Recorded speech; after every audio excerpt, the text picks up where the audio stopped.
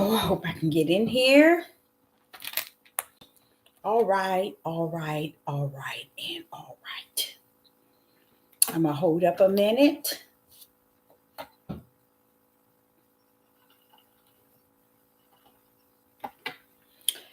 All right. Shalom, shalom, and pineapples. Shalom, shalom, and shalom, Sister Deborah, prophetess in the wilderness. And you know what? That's all right with me. Coming again on this Deborah platform with another message. And I will say this is a lovely, lovely day in which evening, I'm sorry, in which the Most High Yah has made. And I, Sister Deborah, shall and I will rest therein. I'm coming with a message this evening, and I hope that it help those that are out in life itself. I put it like that. Um, Doing the work and the will as a servant of the Most High Yah. I hope that this message helped you to continue to run in the direction in which you were called, you were appointed, you were anointed before the foundation of the world. And I'm going to give you what you call a pen needle of light, in a sense that it will also give you the hope that you need to hold on to his unchanging hand and his unchanging plan, okay? Because his plan was before the foundation of the world and is, as we see today, and going to be exactly what he say tomorrow. I know we have been taught a lot. We've been fed a lot. We've been lied the majority, 99.9 of the time we've been lied to. We've been believing what we hear instead of the one that promised to come and be in you and teach you. And to hear that from an inner being, which is the Ruach HaKodesh in you, we just decided that, okay, it's better for us to see and believe and to hear in the natural ear and get it. And it's fine and dandy. I was doing a little studying before I got on YouTube. And in the process of it, it was a storm, a real bad storm here. It threw all power out of out to where you didn't have lights, TV. So when it came back on, somewhere along the line, Dorby, I think he said Pastor Dorby, and I know he's a Negro man, and I remember listening to him several times in my life, maybe 4 or 5 times. And every time I listened to him, he was always right on it. So when the lecture came back on, so happened he popped up. And as I was doing my little study, I was just listening to him. Then I began to, my spirit being began to ask the Father, did they assassinate him? Did they kill him? He said, what if they did? And I'm like, okay. I said, but did they? What if they did? See, I wasn't expecting him to take me around the rope. I didn't think he was going to take it and just rope me all the way around. But when it was said and done in my spirit, he taught me something in such a quickening. And he was teaching me how life and death, no matter how you come in and you go out, will always be in his power. No one, not even a bird fall from the sky, that he did not know of it before it took place. So he was asking me, why are you concerned about if someone has done something? Have you not behold in time past, all the things that has been done. Do you think that I knew not of it? He just messing with me. This is the rope he had me going around in, just to take me all the way there. And when I got there, I'm like, ooh, that's powerful, because I received it in the spirit realm and in the flesh realm in a way that, wait a minute now, hold up. You wrapping me around this rope, but I sure appreciate it because it taught me something. This young man, his time as a servant of the Most High Yah was over. That's the way that rope he was taking me around. He was telling me, and because that servant was assigned in life, one time period, 1 day, 1 hour, 1 minute, 1 second, and he went out the same way he came in. 1 minute, 1 second, 1 hour, 1 day, 1 year. He said, always remember,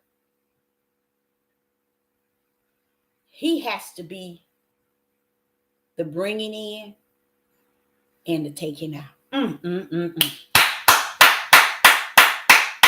He said, Deborah, in this day that we're in, he was showing me how, because I was listening to this man, and I said, well, a couple of things he was saying, I say, now, you done showed me the tip of the iceberg on that end. So it left him down a little lower in the area of what Yah has shown me a little higher. So I was thinking, okay, but this is where he was going with. He say, even you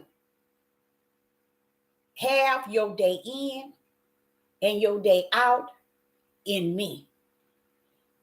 It is not coming in the way I see it and I feel it, even though the whole world takes the coming in as something that they done. A mother and father, I brought this child forth and getting all the glory. He said, even then, do they not know that it's still me bringing them in and taking them out? Okay, so he was explaining that to me, and in the process of it, he was telling me he was at his highest. This I don't know if it's Marcus Darby or his name Pastor Darby. Y'all said he was at his max. He began to tell me his max didn't come when he was a Hebrew Israelite, when he found out that he was a Hebrew Israelite. No, his max didn't come. His max was the wisdom, the knowledge, and the understanding that heavens, the Father, power had embedded in him. He was at his max of what Yah called him to. That means, and you know, I'm looking at it like this here all cockeyed. Wait a minute now. He's no, Deborah. He was at his max. And I sat there and I listened to him for that whole hour. I was saying, but Father, this kind of bring me to sadness, because this man said the same thing you done taught me. I said, he said the same. He said, that's what I'm saying, Deborah. I done son mine. Their job is completed. But don't ever think I still don't have a ram in the bush. And he was like, so regardless how he left, he was at his max. That's a beautiful thing, y'all. Because he was a servant of the Most High Yah at his max. And he said, let me tell you one thing about that too, Deborah. He wasn't at his max when he found out or awakened till he was a Hebrew Israelite. He was at his max while he was a Christian. Tell He said this man was already at his max when he was a Christian. He just poured on up into the awakening who he was before he left out of here. But y'all said, if you go back, you'll see he was still under the belief of what all he didn't believe in, standing as a Christian. And then he poured up to the understanding of who he was as a Hebrew Israelite. I think that is beautiful. That is so beautiful. That lets me know that while we sitting here listen to the loudmouth men, flesh,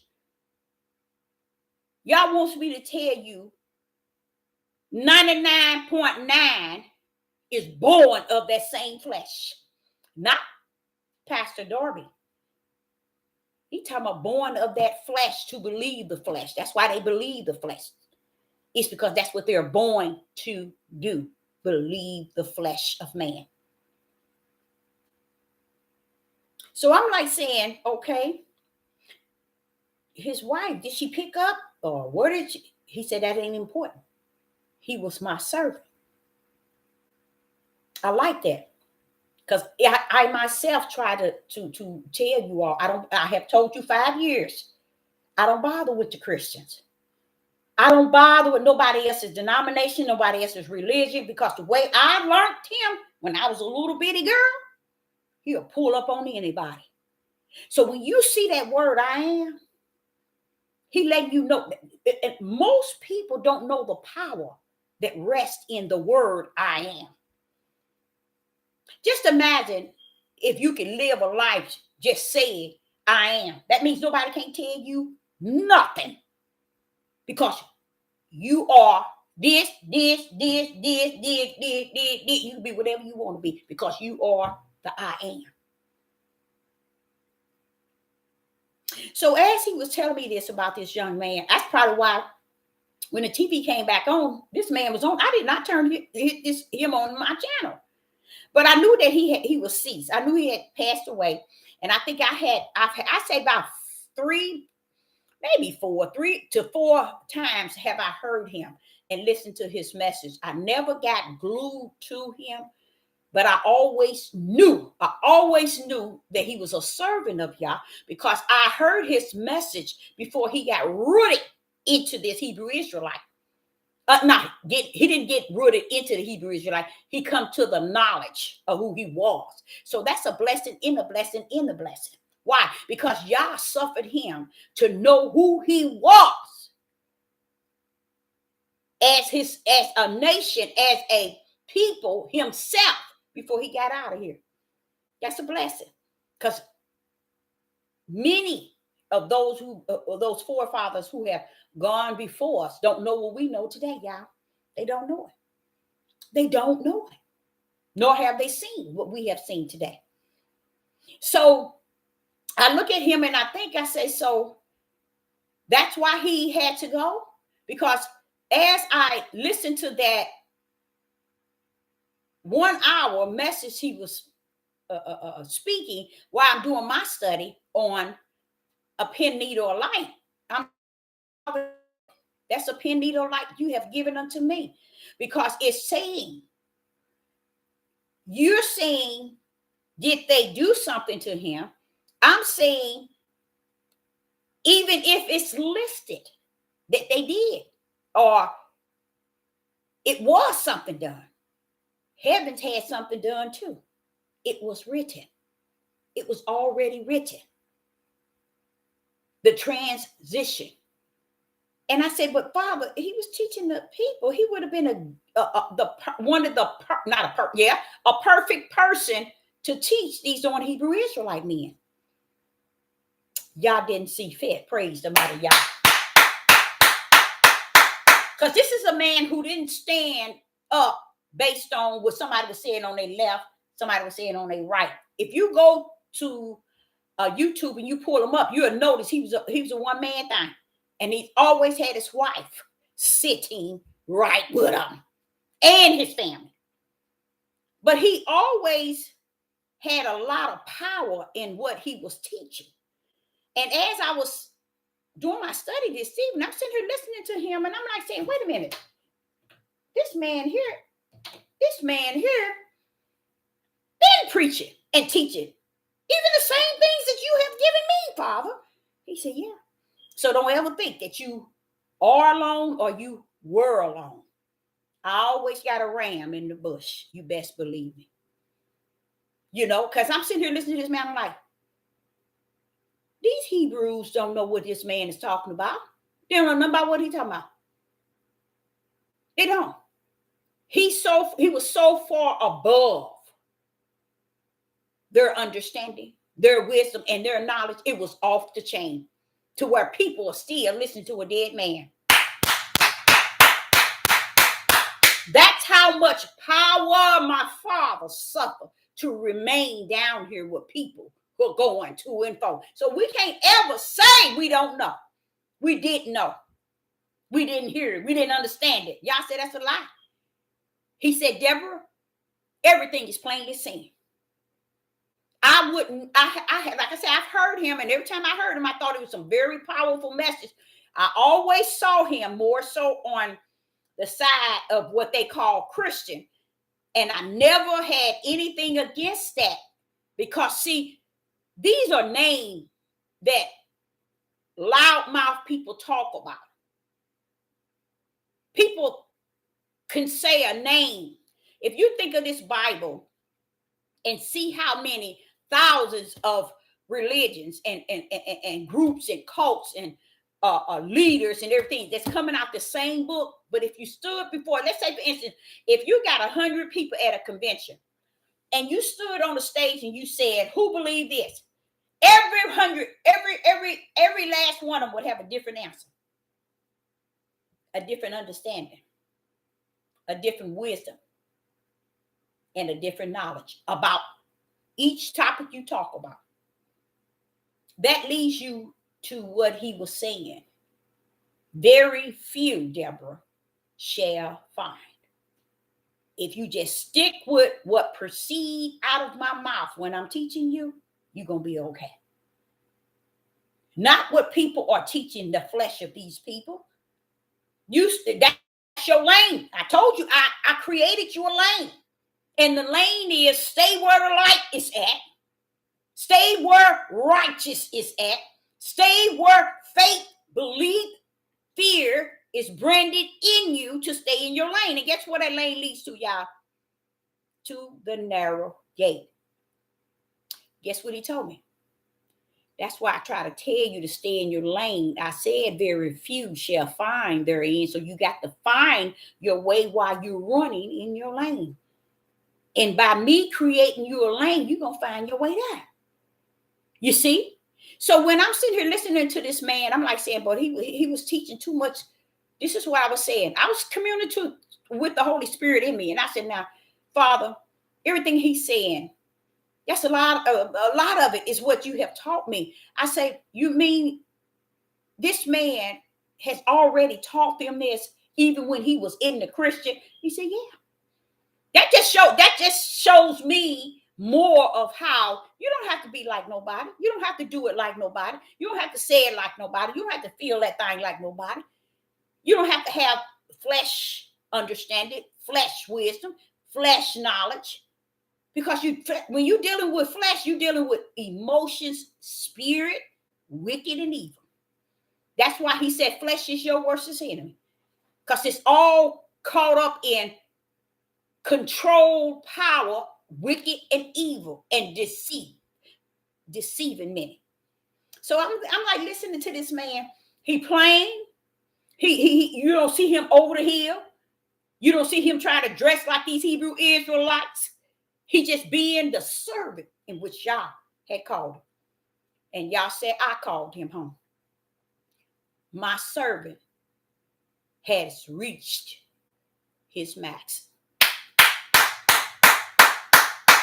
So this Pastor Darby, he had reached his max in Yah. The max was the beginning when he came into the world to the time he went out. He reached what Yah's son, down here to do. He didn't come here to stay until we go over in the promised land, or till he get 70, 80, 90 years old. He wasn't created to come down here with that much power in his message to keep dealing with you all. Y'all didn't see it work worldly for him, or work anything about what he was saying and what he was speaking, to feel that he could stay down here and deal with these flashes down here. Praise the mighty Yah. That is power. That is powerful. So he took him at his max, at Yah's max. Then he take him home. Then he said, and he said, now think about all the other prophets. And you wonder, they didn't live long. They came and they left. They reached their max. Every last one of them. He went on talking about Peter. He talked about Paul. He talked about them all. They reached their max, Deborah.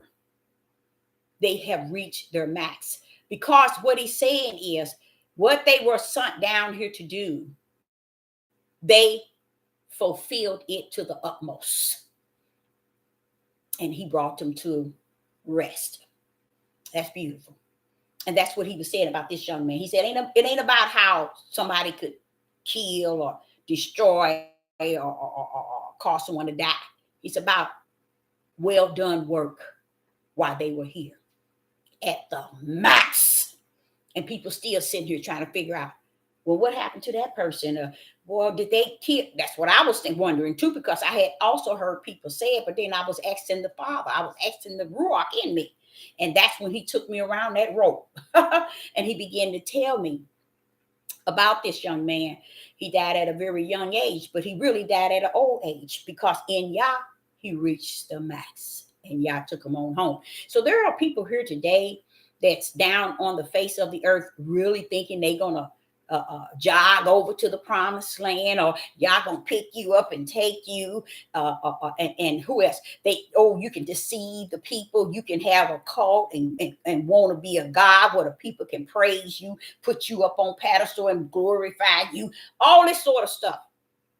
If they live, this is what their job was for: to live, to go the way of the broad gate.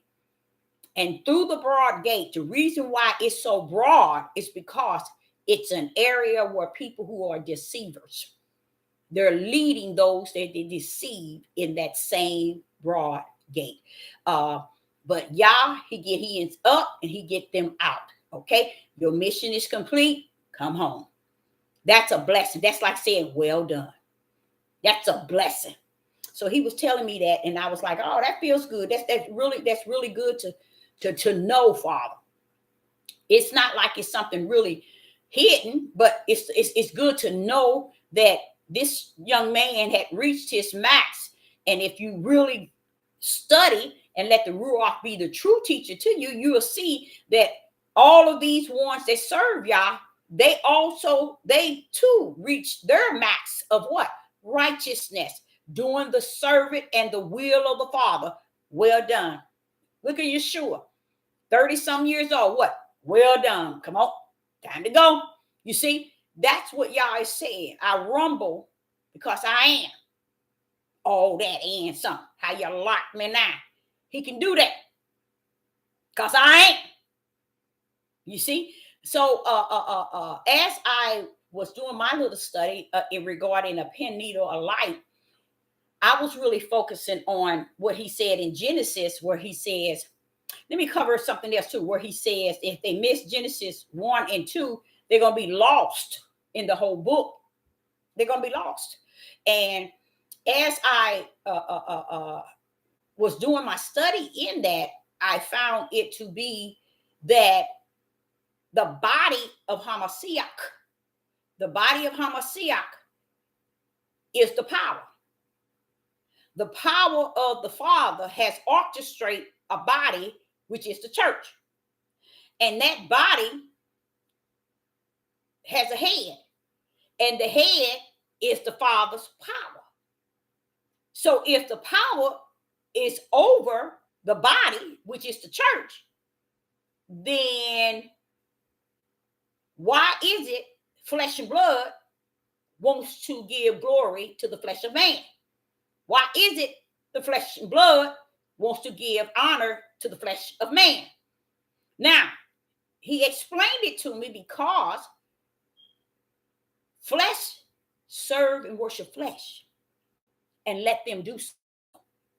Let them do so. Just as this young man reached his max in righteousness, those that teaches, deceive people in their flesh wisdom, their flesh knowledge, and their flesh understanding, guess what? He said they're reaching their max as well in unrighteous. You see? So it's you can reach your max as righteous in righteous, or you can reach your max in unrighteous. I wouldn't want to be caught on the other side of what is righteous. I wouldn't even want to even think. But when you got people honoring people, flesh of people, that's exactly what they're doing. That is exactly who they worshiping, an idol God. As if he has not told us that throughout time, since Genesis been telling us about worshiping idol gods. And that just putting somebody up ahead of Yah. And they don't find, when you see people doing that and you don't see nothing in them saying, wait a minute, hold up, I'm not supposed to be praising this person. I'm not supposed to be putting this person up here. No, you don't. But they do it because they want something. Everybody wants something from somebody. That's the problem. Everybody wants something from somebody. That's where you know people are not spirit and truth, because everybody wants something. Everyone wants to take from another to gain. See, everybody's out to just take from here to make it here, or to get here, I'm going to take from here. Even if it takes them to know somebody's wrong, know somebody's unjust, know somebody's practicing sorcery, know somebody hateful and evil, they will still follow them because they want something from them. You're going to get yourself in trouble, girl. You're going to get yourself in trouble. They want something from them. So they continue to follow, thinking if I could follow this individual, I don't have to do this. This individual gonna give me this. This individual gonna make me feel like this. This individual gonna make sure I have this. I ain't gonna have to do anything because I'm out to gain something from somebody I know that ain't no good, wicked and evil, hateful. People can know people have real evil spirit, but yet will follow them because they think that they got something that they're going to gain. But what they don't know is you're going to gain something. You're going to gain not just one thing, you're going to gain two. You're going to gain the same ticket that they're going to get to where their eternal life is at. And when what you do in the flesh, you're going to be held accountable, and you're going to fall down that same rabbit hole with that individual in the flesh, because you're trying to get some, even though you know that this individual is not a righteous person. You know this person teaches and have hate in his heart, but you still will follow him because you see this is where I can gain something. This is where I can get something. That's why people lie on everything they have to get something. Everything. Because they see I can gain this here. I'm going to get this here because, so I'm going to keep on doing it this way, even though I know it's the wrong way, because I'm going to get something on down the line. I'm going to gain something. And that's all they see is what they can kill, steal, and destroy on down the line, trying to get what they want. Okay. So we're going to cover something here. And I need to give you a penny of light on some situations. The other day, I talked about the Jason Aldean song. And what made me really saddened was, here it go again, where y'all said, Deborah, they gone. So if you know they're gone, expect this type of action. Expect this type of embrace of what is darkness. And that means the tribe of Judah embrace everything that rest in darkness. They make their turn and make in their own eyes wrong right and right wrong at a blink of an eye. This young man, Jason Aldean, I told you I dissected the song, and I looked when I dissected the song. I only did for a small portion, so I did complete. It was for 3 minutes and some odd seconds, something like that. 3 minutes and some odd seconds, and as I listened to it, I want you all to understand. I've said on this devil platform too many times, there's more than one way to get in and to go in. You can come through the front door, you can go through the back door, you can go to the basement door, basement windows, and side windows of the house. Meaning, it's the way you go in, okay, to dictate who you really are, okay? In this day and time, everybody want to go in every way except for the front door. The front door to me represents the Most High Yah. If you don't come in through the front door and you try to come into the side windows or the basement door, the basement windows, a crawl spot to get into the house, then you come in like a thief, a murderer, and a liar. So to me, if you come in this house through the front door, you come in through the front door because you know when you come through that front door, whoever gonna greet you at that front door gonna greet you, and you gonna greet him. Okay, but what people are doing, they're coming in all other parts of the house. Okay, they're doing that because they found it to be very easy. It's very easy for them to come into the house. It's easy for me to come through the basement door, shoot, everybody else doing it. And then they find themselves, okay, I'm in righteous now. I'm holy now. I'm saved. I'm full of the Ruach. I have this, I have that. And they never did come through the front door.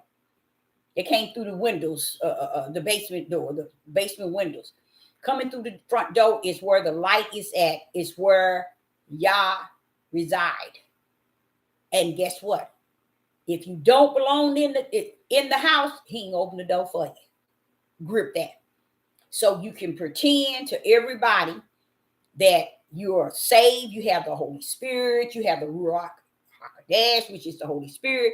You are doing the will of the Father. You doing the work of the Father. You doing the ministry of the Father. It don't matter what you say you're doing. If you haven't came through that front door, you're the opposite. The opposite of he that belongs to the Father. Okay. Now, this Jason Aldean song. I'm gonna tell you one thing about the song. Sister Deborah can hear behind here. Okay. And in the process of hearing behind hearing in this song, the instruments, the sound, it gripped me. It gripped me. I can bounce on it. You know what I'm saying? Oh, I like that. Oh yeah. That's how it captured me first. And see, you know how a song will start, and you kind of have to get like in the beginning to the middle to try to kind of move with it. But with this song, it gets you at the beginning. The notes alone get you at the beginning. Not the notes, yeah, the instruments, the sound, because that's what I look at too. I look at, not look, but I hear it. Okay, so I'm hearing this song. I love the music that's played in it, and how it's connecting, and I can feel that thing. I can feel it. But as I was listening to it, I noticed a lot of things that was said was actually talking about things that has taken place, and then it showed a lot of things in videos. So by me being one that can see behind seeing, I can also hear behind hearing. A lot of things he was saying, you can place it in category 1, category 2, category 3. You can place it in all of those and still be 100% lost and wrong in where you placed it, because you can place it. What I found is everybody's placing it in the flesh. They taking this song and they placing it among emotions and feelings. Why? Because the first team catcher is the music. If you go to YouTube, you'll notice everybody, when it first come on, you're gonna see it steals you. It steals the show. It steals you. I mean, it come in when it first come on, that music, bam, you in there because you already rocking with it. You like, ooh, you like it. That's the whole purpose of it. See, it's tampering with the senses. And the first one is because you hear. Tampering with your senses in the flesh because of what you hear. Then it's tampering with what you see. What you mean see? Because they showed the song, it goes, it's backed up by a video. Okay. And you're seeing all these things that's taking place with the video. And you see a lot of white people at the Capitol when they was doing some things, and white people would spitting in the police face and up on the police. But guess what, y'all? If you see that in the natural eyes, and you see that, you hear that in the natural ears, you still lost. You lost in category 1, 2, and 3. You still lost, because to be able to hear behind hearing, and I'm gonna say this to those that are out there that has a pen needle or light. I'm gonna give you that. I'm gonna give you that. If you got a pen needle or light, you still have the ability to hear behind hearing. That means if you got the ruach in you, it hears. And then your natural hearing. So therefore you can hear behind hearing. You see? But when you're getting ready to hear behind here, you got to give the prompts to the ruach. I mean, when the ruach is telling you to hear something, all of a sudden you hear something, you saying, wait a minute, I don't see that like everybody's saying it. Or I mean, I don't hear that like everybody hearing it. I don't see that like everybody here seeing it. I don't hear it like everybody hearing it. I don't see it like everybody's seeing it, because the ruach is in there. He's giving you the truth of the whole matter. He's laying it out. So what I'm seeing is, you go back to you go back to Matthew's 24. And I have been there too many times on this devil platform speaking on, and I keep thinking about Pastor Dorby. I keep thinking about all those good messages he sent, and the one I listened to while I was doing the study. It's there, y'all. It's there. So when you thinking you giving people spirit and truth, y'all is telling you, hey, it's been there, Deborah. Don't waste your time. It's been there already. You just here running in your lane. It's been out. You know, and it's and the reason why very few people are gripping what is actually taking place, because like I said, this young man, he reached his max in the Christian church, a building or belief. You know, he reached it still being a Christian, just one that still identify who he is, awakening to who he is. That's a blessing from Yah. You see, because he didn't die not knowing who he was. So that's just a blessing from Yah, allowing him to step in that realm, but it didn't change what he was really still founded under. He wasn't founded under the fact that we see Christians as Jesus and Christ. He sees it as the word said. See, when he said that to Abraham way back in Genesis, that they were going to go to a land that your fathers nor you knew of, nor they. But he also said a language which they knew not. So therefore, we can't come into this land as captives and try to tame somebody in the language in which they speak, English. But we do, because we're gone. We're gone. That's why I tell y'all, I don't bother with no denominations. I don't even tamper with different races, because things has happened since the 2 days I haven't been on this devil platform, and it is off the chain. And I'm going to give you a little pen light on what's going on. Like this guy with Jason Aldean, that song, it's been set up from the floor up. First and foremost, to tamper with your ear, which is your flesh, and to tamper with your eye, which is your flesh. But like I said, you can dissect this here song and really see where it's coming from, because as it shows videos, it's a lot of things that has taken place among Black Lives Matter. But if you really listen to this individual, when he began to talk about the country and the good old boys, and he talked about all that. See, Negroes, especially men, Negro men, Negro women too. But I'm gonna cap it on Negro men because that's the one y'all say is gone. I mean, gone from the top, and they would miss that. When he starts to talk like that, he's taking himself out of the realm of a small town. See, y'all didn't know about the small town, sundown town. Those were towns you just can't pull up in being black. And they real. Like I tried to give y'all that example when I had to go up on the mountain. So I sit back and I say, okay, Father, these are people. This tribe of Judah is just people who ain't going to get it at all. Ain't going to want it right. He said, no, Deborah, I told you, go. And they think I'm going to collect them up and take them over there. No, I ain't. He said, I'll bring up them dead bones. Make them click, click, click, click, click all day and night. I'll put flesh on them. I'll put David's army right back in that promised land once I get them over there. You all I mean, these people got y'all really thinking, oh, we going to the promised land. We going to the promised land. And then when I look at Pastor Darby and I say, okay, bro, I salute thee. I mean, for you to get up and get out because y'all has put a time, a limit on you to your max of doing his will. Get up out of here. You see, but what people are doing, they chasing this imagination of what these men are teaching. These women, some women are teaching it too.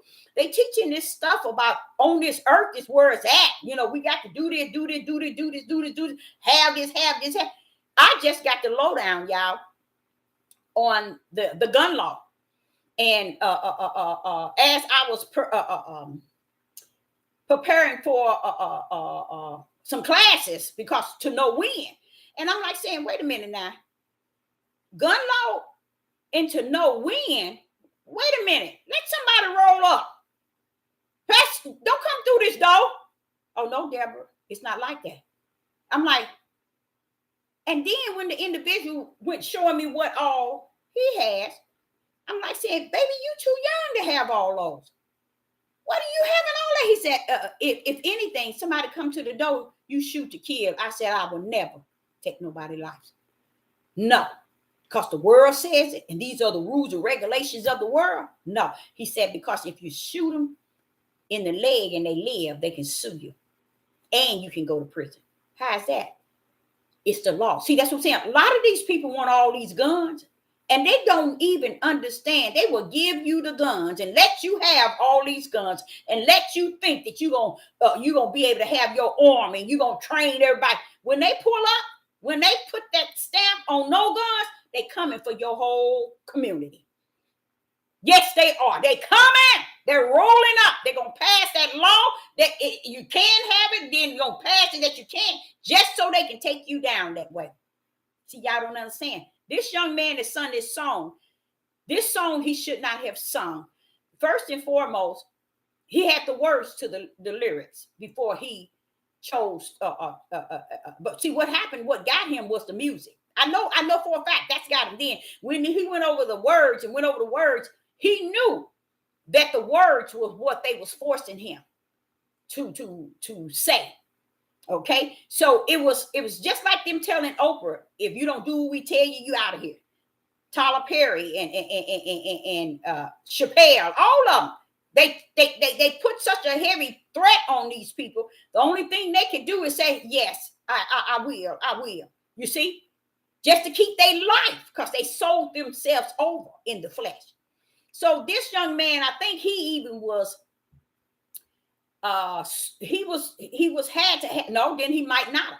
He might not have, but he probably felt that he was doing it, like he said, for his good. He said, like the good old boys. See, a lot of y'all don't know what the good old boys is, especially our Negro men. See, they got a mindset. It's so caught up and easily taken by music. You see what I'm saying? They love music so much, no matter if it tell you kill your mama or whatever. They love it. I see what they call gospel rap. I said, baby, do y'all understand when you sing it, it's not supposed to be to me, to them, but to y'all? If y'all gave you a gift to sing, you're supposed to be singing to the glory of him. You think he wants you to sound like the world? You think he wants you to match the world? That's why when you get people cutting up a storm and using profanity and using all kind of worldly mouth cursing and stuff, guess what? Out of their mouth, like they did when they was in the world, they have not been changed automatically. There's no ruach in them automatically. No doubt about it. But see, people are taken. They're taken. Especially if a person is showing you what, you're going to have this, you're going to have this. If you leave this, you're going to get this, you're going to get this, you're going to get this. We're going to make you have this. We're going to give you this. Watch what I do and watch me. And then I'm going to get you. You're going to be able to get this. So people chase after people who are giving them false hope. Because when it all said and done, if you're not going to be like Pastor Dorby, I think that's his name, reach the max of a servant of the Most High Yah, you got to be reaching the max of wicked and evil. Because this man, in his message, always was food for the spirit.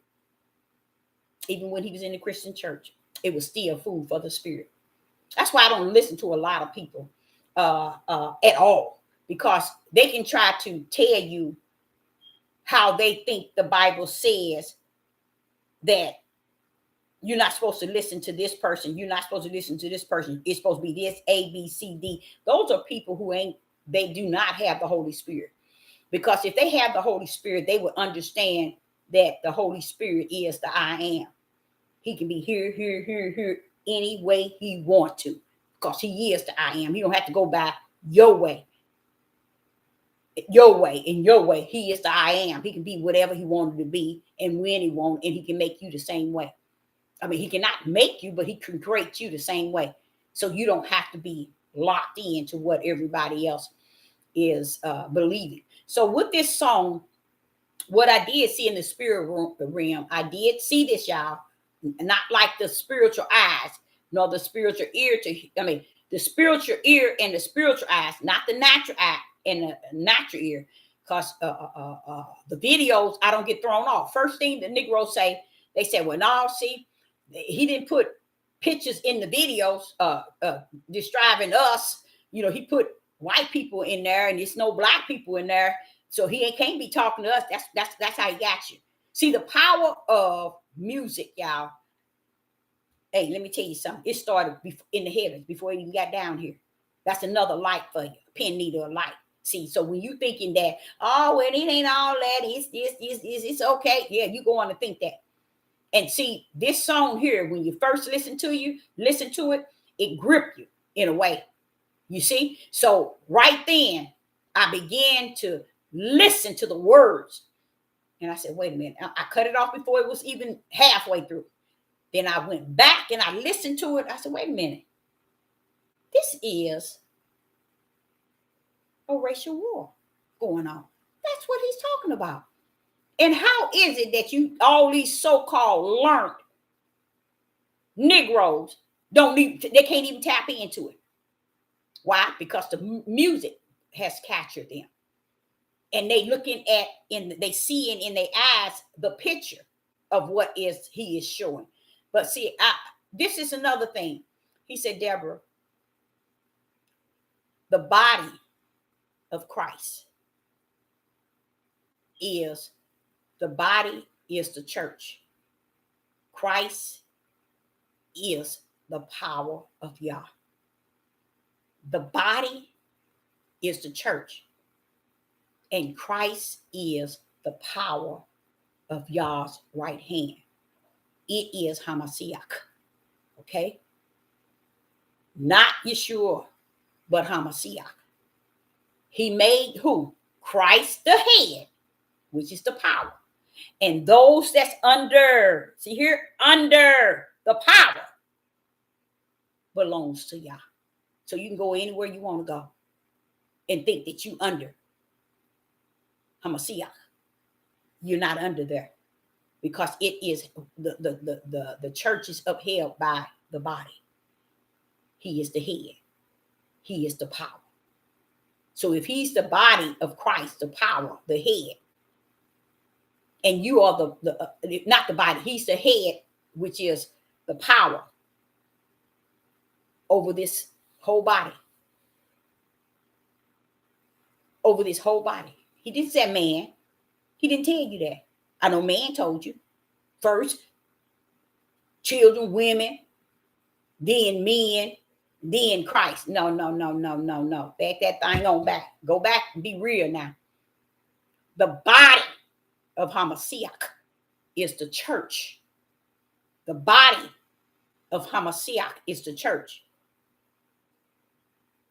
The Father, right hand, is the head, which is Hamashiach of the body. That's why when he called you with a holy calling to work as a servant in the body, that's why he said the left hand can't tell the right hand you not needed because you didn't call him. The right eye can't tell the left eye you're not needed because you ain't the one called him. The power of Yah's right hand has knitted the body together so that we can work together in the body. So if you take it for today and say, okay, but the body ain't together though, Deborah, today, if you look at it, the parts that belong to Hamashiach is not to you because you don't understand the broad gate is over here. It's a separate whole world. But those that belong to the head, they are all knitted in. To who? The head. Which this country called Christ. We call Hamashiach in Hebrew. You see? So the thing about it is, while we're running, trying to say who we are and what we are, Christ already got us already in the body of Hamashiach. So this is what we should be working. This should be something we already know of or working in. We should be serving Yah from that end. He even turned around and told you that's where he gave all the gifts. He gave all the power and all the gift in the body. Why? Because he, the head, is Hamashiach. The power of Yah. So we're under all this power. This is why Sister Deborah tell you, you should know who you are today or where you stand in this body of Hamashiach, or if you stand in. Because it's many things he's given to the body, which is the church. That's why he told Peter, upon this church, I build, upon this rock, we say, I build my church, and the gates of hell cannot prevail against it. Why? Because the church, Satan can't stand a chance. He told that to Peter. 99 trillion right here. Negroes don't know nothing about that.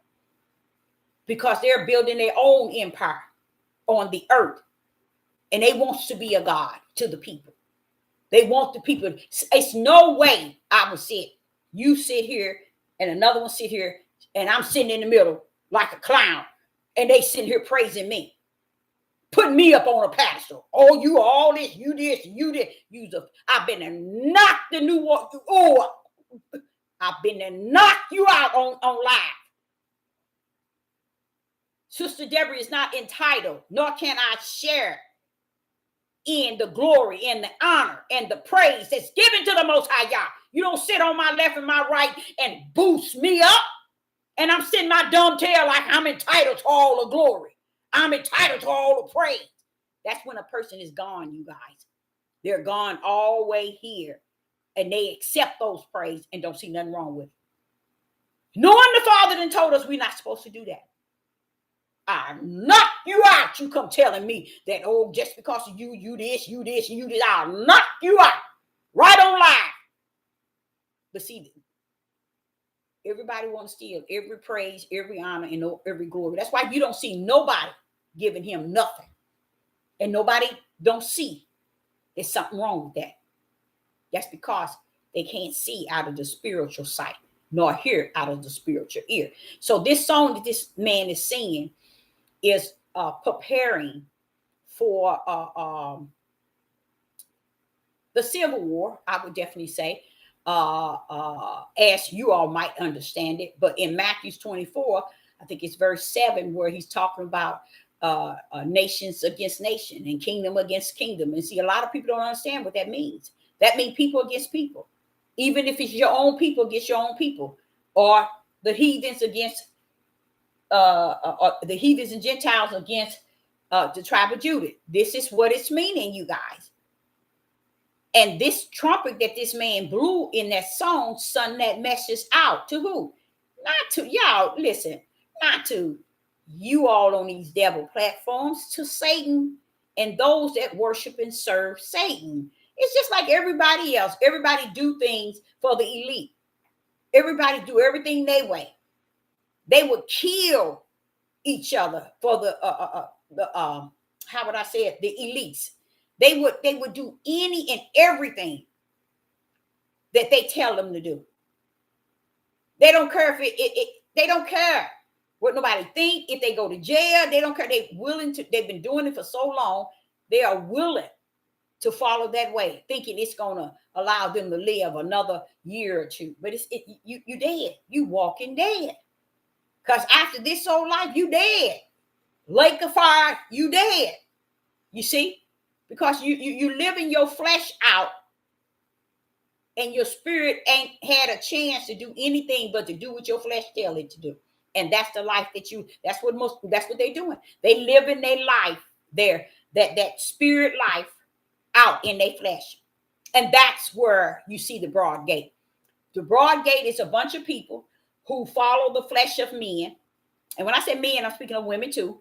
And they go straight into the broad gate because they say, oh, it's the multitude. Everybody going this way. It got to be right.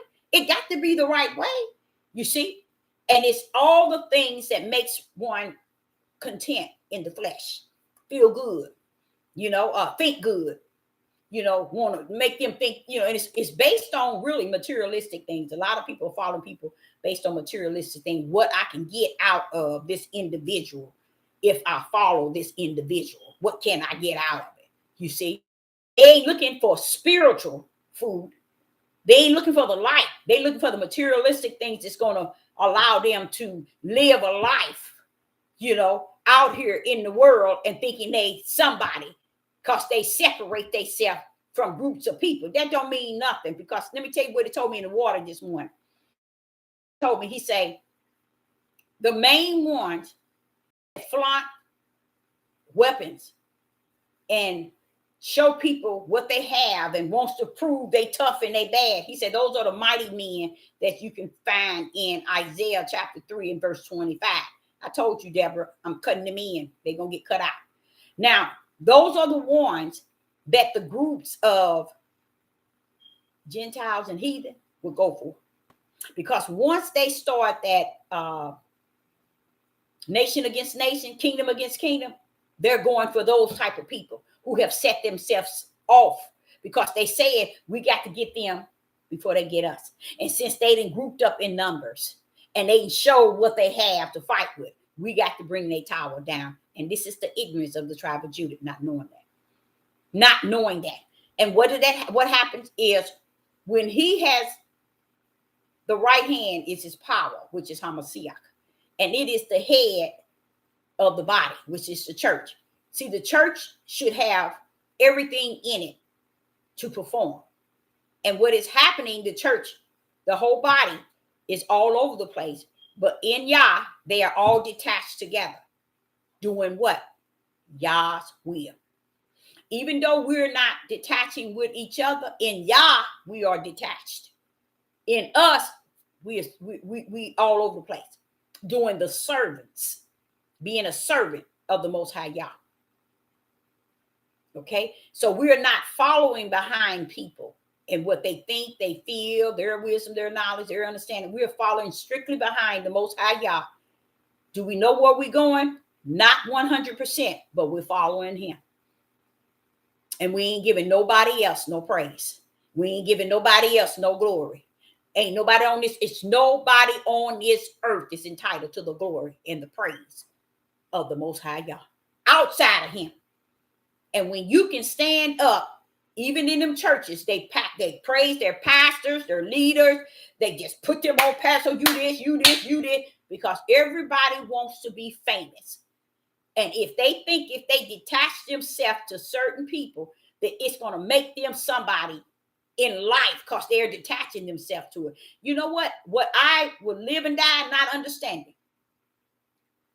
How is it that a man think he can follow a man and he's going to get to the kingdom? No way. No way. That's why he had, why would we need a head? He said, I am the body of Christ, the head of the body. He didn't say, I'm the body of Jesus Christ. He said, I'm the body of Christ, which is the body. I'm not the body, the head of the body of Christ. That's what I mean. The head of the body of Christ. Mean who rules that? Who rules the church? Yah's right hand power, himself. He ruled it through his power. He poured out the gift through his power. He's the head, and he ushered it to all those that are part. That's detached to the head. That's why I said we can be all here and here and there. It don't matter. In him, we are all one. And that's what he said about the body. They are one. They're not over here following the flesh of man, getting man the glory. Who are they getting the glory? The one that's the head. Who they are what? Detached to. Why should Sister Deborah be in the body of Hamashiach and be serving the flesh of somebody else when he is the head? I should be serving the head, which is Hamashiach, which is the right hand of power of Yah. That power have orchestrated the body to be knitted together. Together. That's why the angels did not know that they was given to Yeshua. And he said, when you gave to the least of these, which were the righteous ones standing with them, with each other, you have done it unto me. They were the body. You see, this is the example Yeshua. It's a lot of things Yeshua have said to us, even for us today. We bypass it. Why? Because we still searching the flesh of man to be our teacher, our ruler, our leader. And we still, when we do that, we forsake the Most High Yah. So when I was reading where it says, it blew my mind, y'all. It blew my mind. Let me go there. It blew my mind when y'all showed me this today. Let me see if I can pull it up. Let me pull it up here. Is it Colossians chapter 2 and verse 14? Watch this here, you guys. And I saw that. I said, wait a minute now, Father. We don't know nothing about that. Not like that. Now watch this here. Let me see if this is it. I don't know if this is it.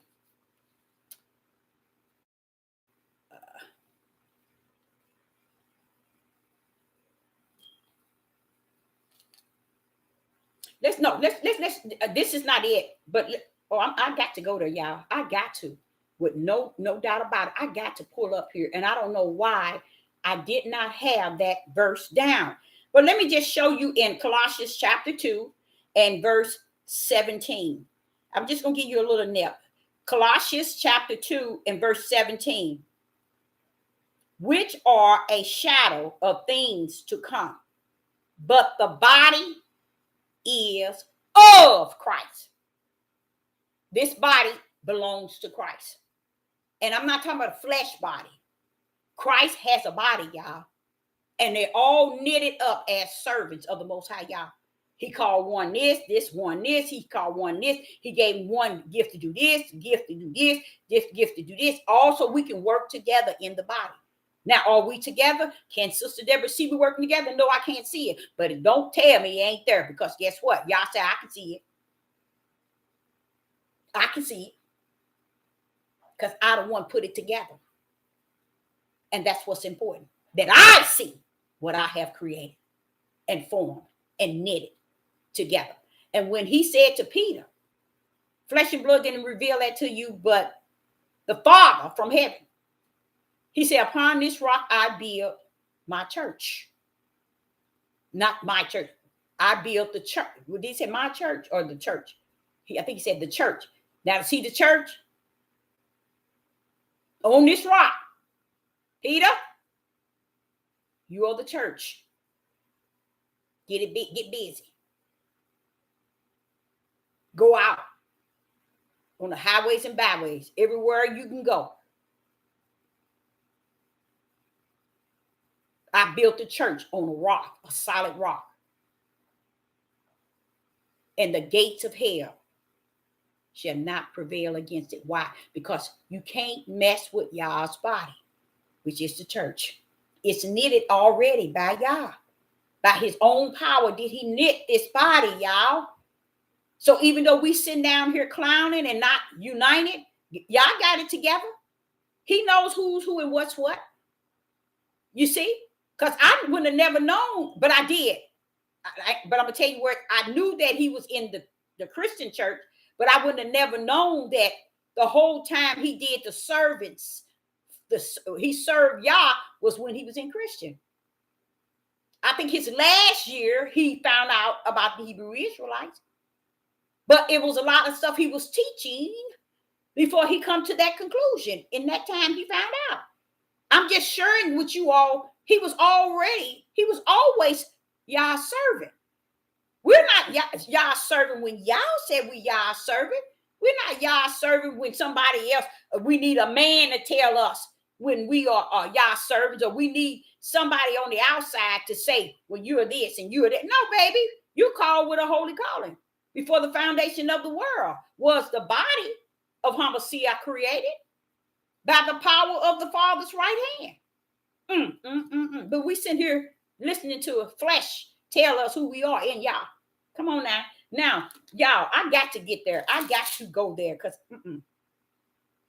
I got to go there because I thought this was, and I was reading and I was like, wait a minute, this is too deep. This is too deep. But let me find it.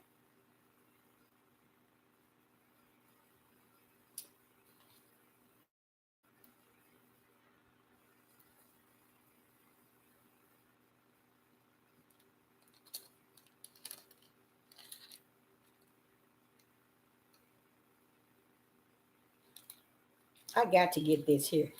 It was telling me, listen to this, y'all. Let me tell you a little bit. Let me see if this. It's just when I read that, I said, Father, now that's another one. I wouldn't think to even think of something like that. But he just showing me, see, don't ever feel that you at a standstill for us learning. It's so much I come to teach and to show. I'm the true teacher. See?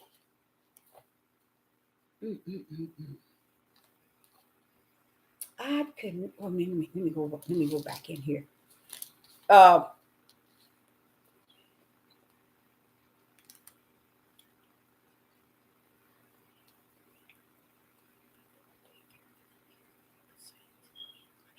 Let's go to Colossians chapter 1. This is not it, but I just want to share this here with you too.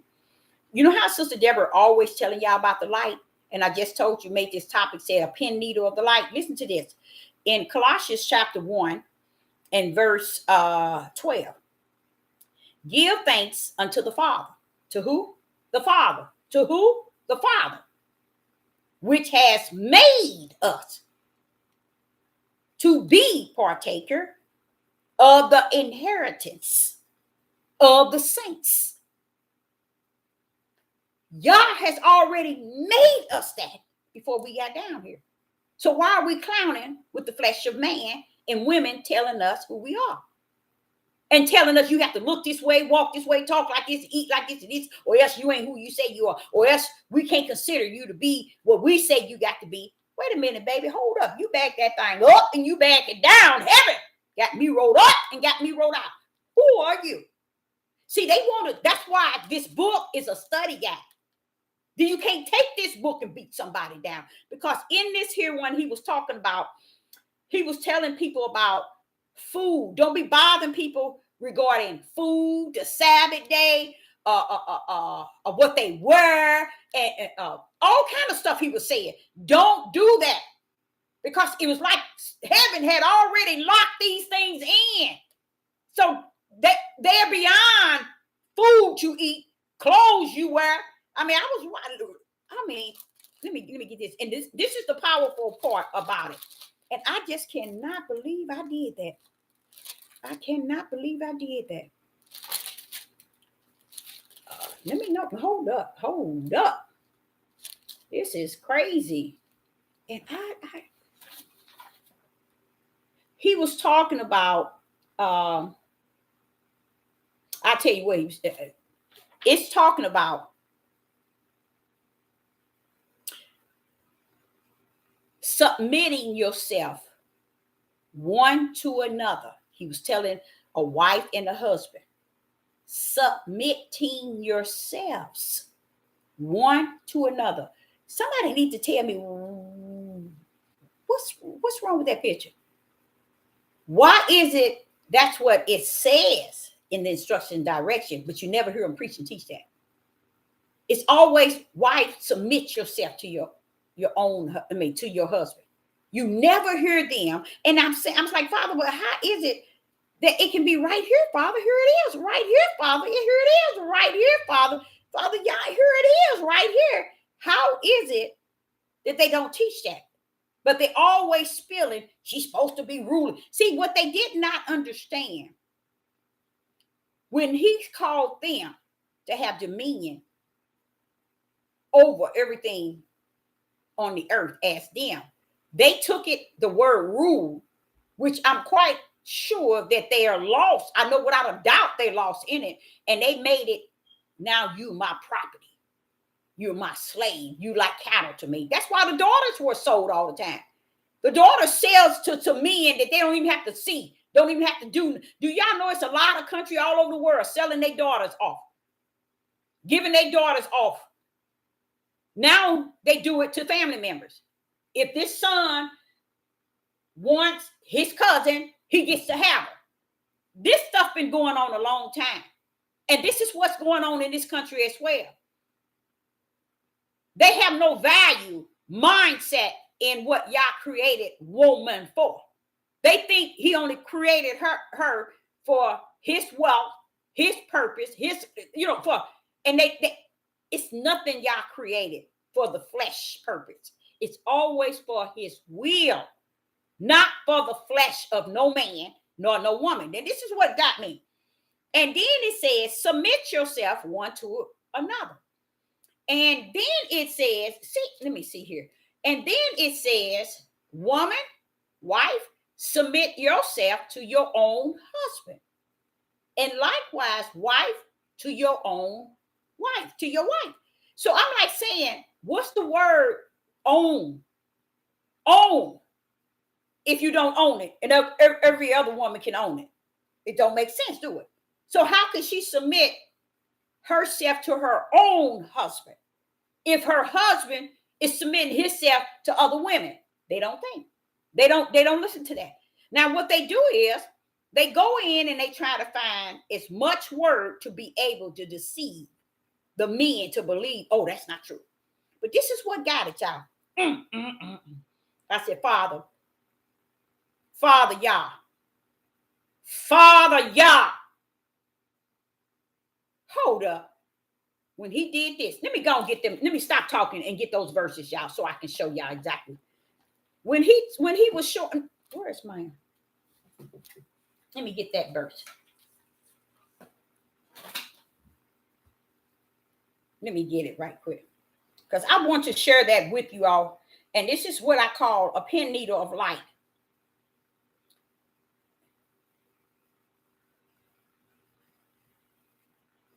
Husband and wife, submit yourself to one another in the Bible. And watch this here.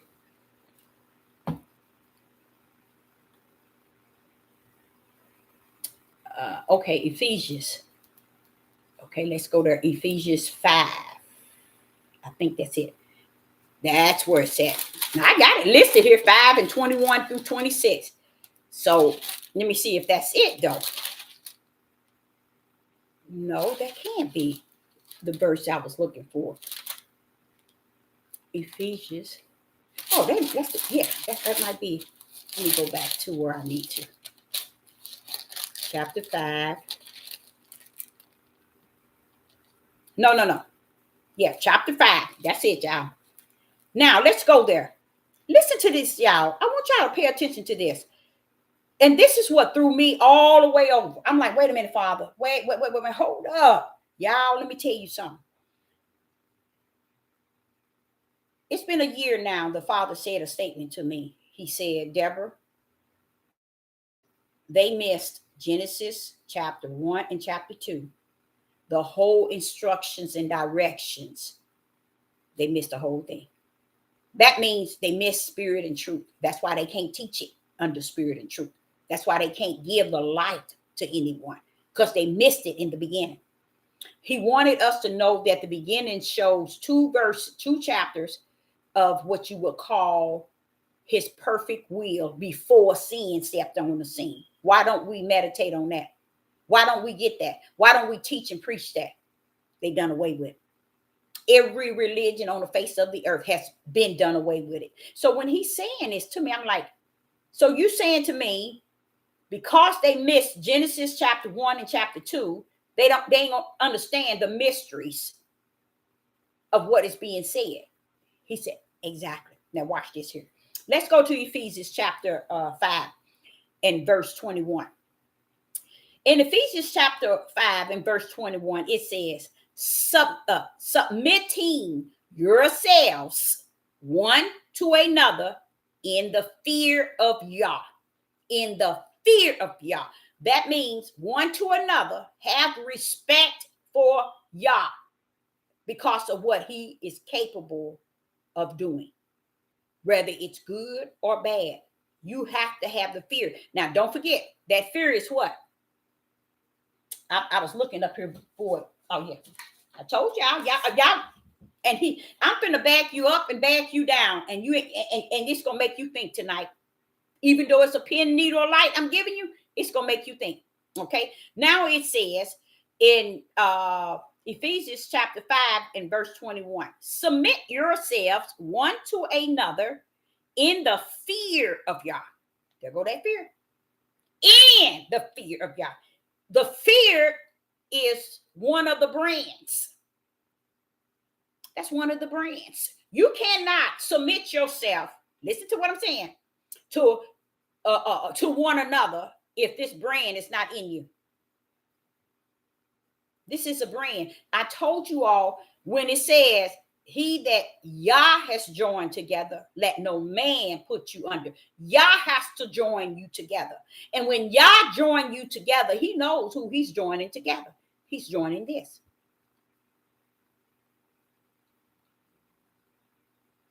This is what he's joining. You see? Fear, faith, belief, and righteous. Now, everybody we marry, are they branded? No. Every wife is branded? No. Every female is branded? No. So is he talking to you? No. You see? Watch it. Watch what I'm saying. Now, Ephesians chapter 5, verse 21. Submit yourself one to another in the fear of Yah. Now, do you think that's a fear of your flesh? Come on now, come go with me. In the fear of who? Yah. Do you think the fear of Yah is something that's mended in our flesh? No. Our flesh has a fear, but our spirit has a fear because it fears Yah. That's hard to handle, y'all. I hope that didn't go over your head. That's what you call a pin needle of light. That was a pin needle of light. See, he's saying here, in the fear of Yah. This is the way you submit yourself to one another, in the fear of Yah, because the brand of Yah is in you. To fear Yah. Why? Because it has to be spiritual fear, because natural fear is a different fear.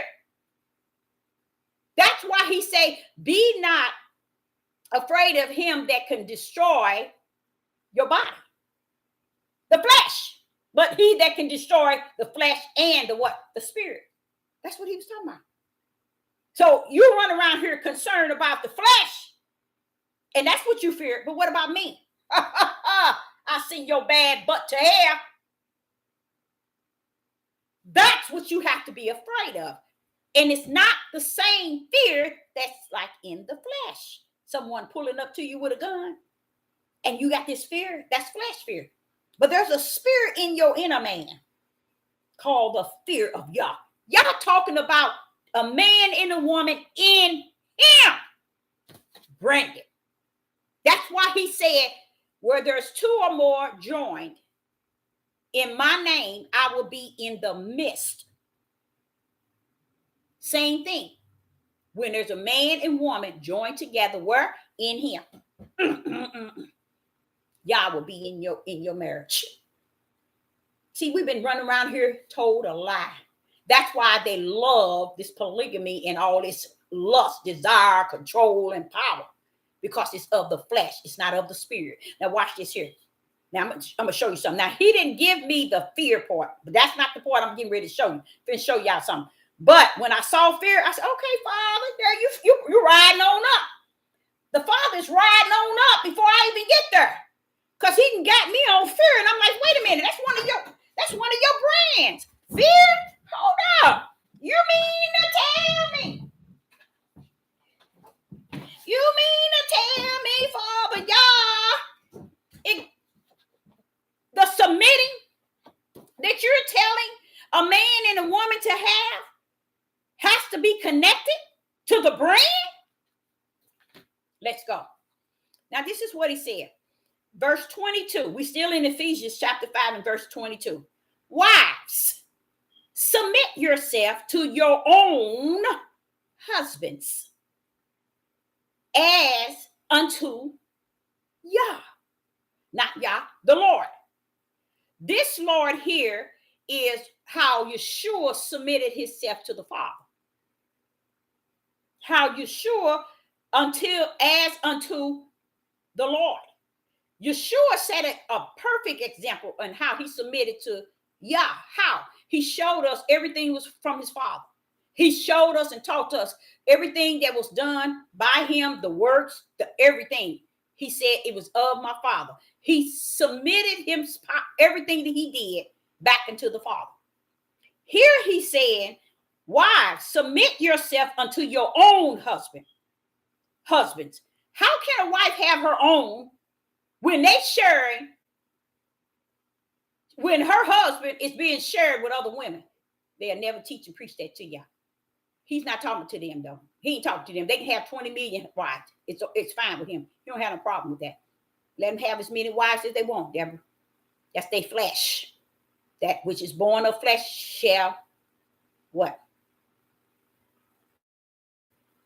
As the flesh has led the spirit to live that fleshly life. Now watch this here. He that is born of the flesh is of the flesh. He that is born of the spirit is of the spirit. Now listen to this. In verse 22, Ephesians chapter 5, verse 22. Wives, submit yourself, and I forgot. They don't believe in Paul. Just Paul, y'all. They don't believe in Paul. I knew it was something. I knew it was something for that flesh to try to escape. But guess what? They're not going to escape. Listen to it. And he said, wives, submit yourself unto your own husband as unto the Lord. Now watch this. For the husband is the head of the wife. Now listen to this. For the husband is the head of the wife. Listen to this, y'all. For the husband is the head of the wife. Now he's finna tell you, identical, even as Christ is the head of the church.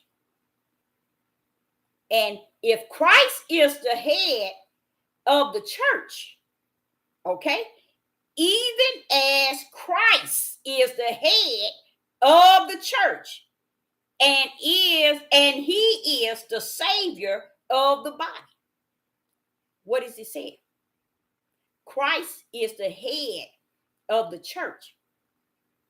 Man, and it says, for a husband is the head of the wife. Even as Christ is the head of the church. And who is Christ? Who is Christ? Can man claim to be the head over woman and he don't understand Christ being head over the church? We are all in the body of Hamashiach. You see, we're all in the body of Hamashiach. here is trying to let you know that a man, in courting for a woman to be submissive to a man in the fear of God, that's in the spirit of who God is. Now watch this here. In verse 22, husband is the head of the wife, even as. So a husband has to be the head over a wife, even as Christ is the head over the church. And what is he? The power over the church. Christ is the power over the church. Now, listen to this. And he is the savior of the body. Hold up, y'all, hold up, right? So here he's telling the husband, you are only the head over the wife if Christ is the head over you.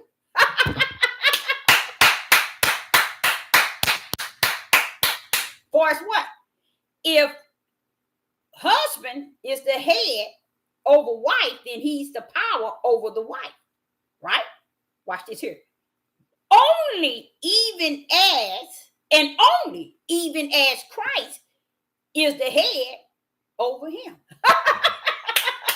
See, what people are pulling up is Christ has to be the power over a man's head, according for a woman to have a man to be the power over her. You get it? Now watch this here. Watch this here. Just watch this here. 24. Therefore, as the church is subject to Christ, subject to what Christ? Like the church is subject to Christ, meaning subject to the power. Watch this here. So let the wives be to their own husband. First and foremost, let the wives be to their own husband. How is he's your own, and other women owns him too. You see? Watch this here. In everything. So if the power, if the church is subject to Christ, meaning it have been subject and is working under Christ, so let the wife be to their own husband in everything. No woman needs to be submissive to a man if the man has not been submissive through the power of Yah. It's impossible. So all this being submissive because you a man, oh no, y'all ain't saying that. All of it starts off with spiritual, the spiritual fear of Yah first, okay? Then it says, the wife, submit yourself unto your own. Wait a minute. How can something be called own and someone else is using your husband up? That don't make no sense. It doesn't make any sense. Now listen to this. And then it says, we're on 23, even as, he's telling you, even as the power of Yah is the head over the church. So if Christ's power is not over a man, a woman ain't got no business letting a man be over her. He is not to be head over her if Christ has not been head over him. Then you got to find out how can you know if Christ is a head? All you have to do is look at their life. Is it matching the power of Yah? Is it matching the power of Yah? No, it's not. So how is it that you're going to be the power of a woman and you haven't been subject or submissive under Christ? See, they telling these women that, and the women ain't reading for themselves and waiting for the Holy Spirit to indulge them with the light. Now listen to this, verse 24. Therefore, as the church is submitted unto Christ, he's saying it again.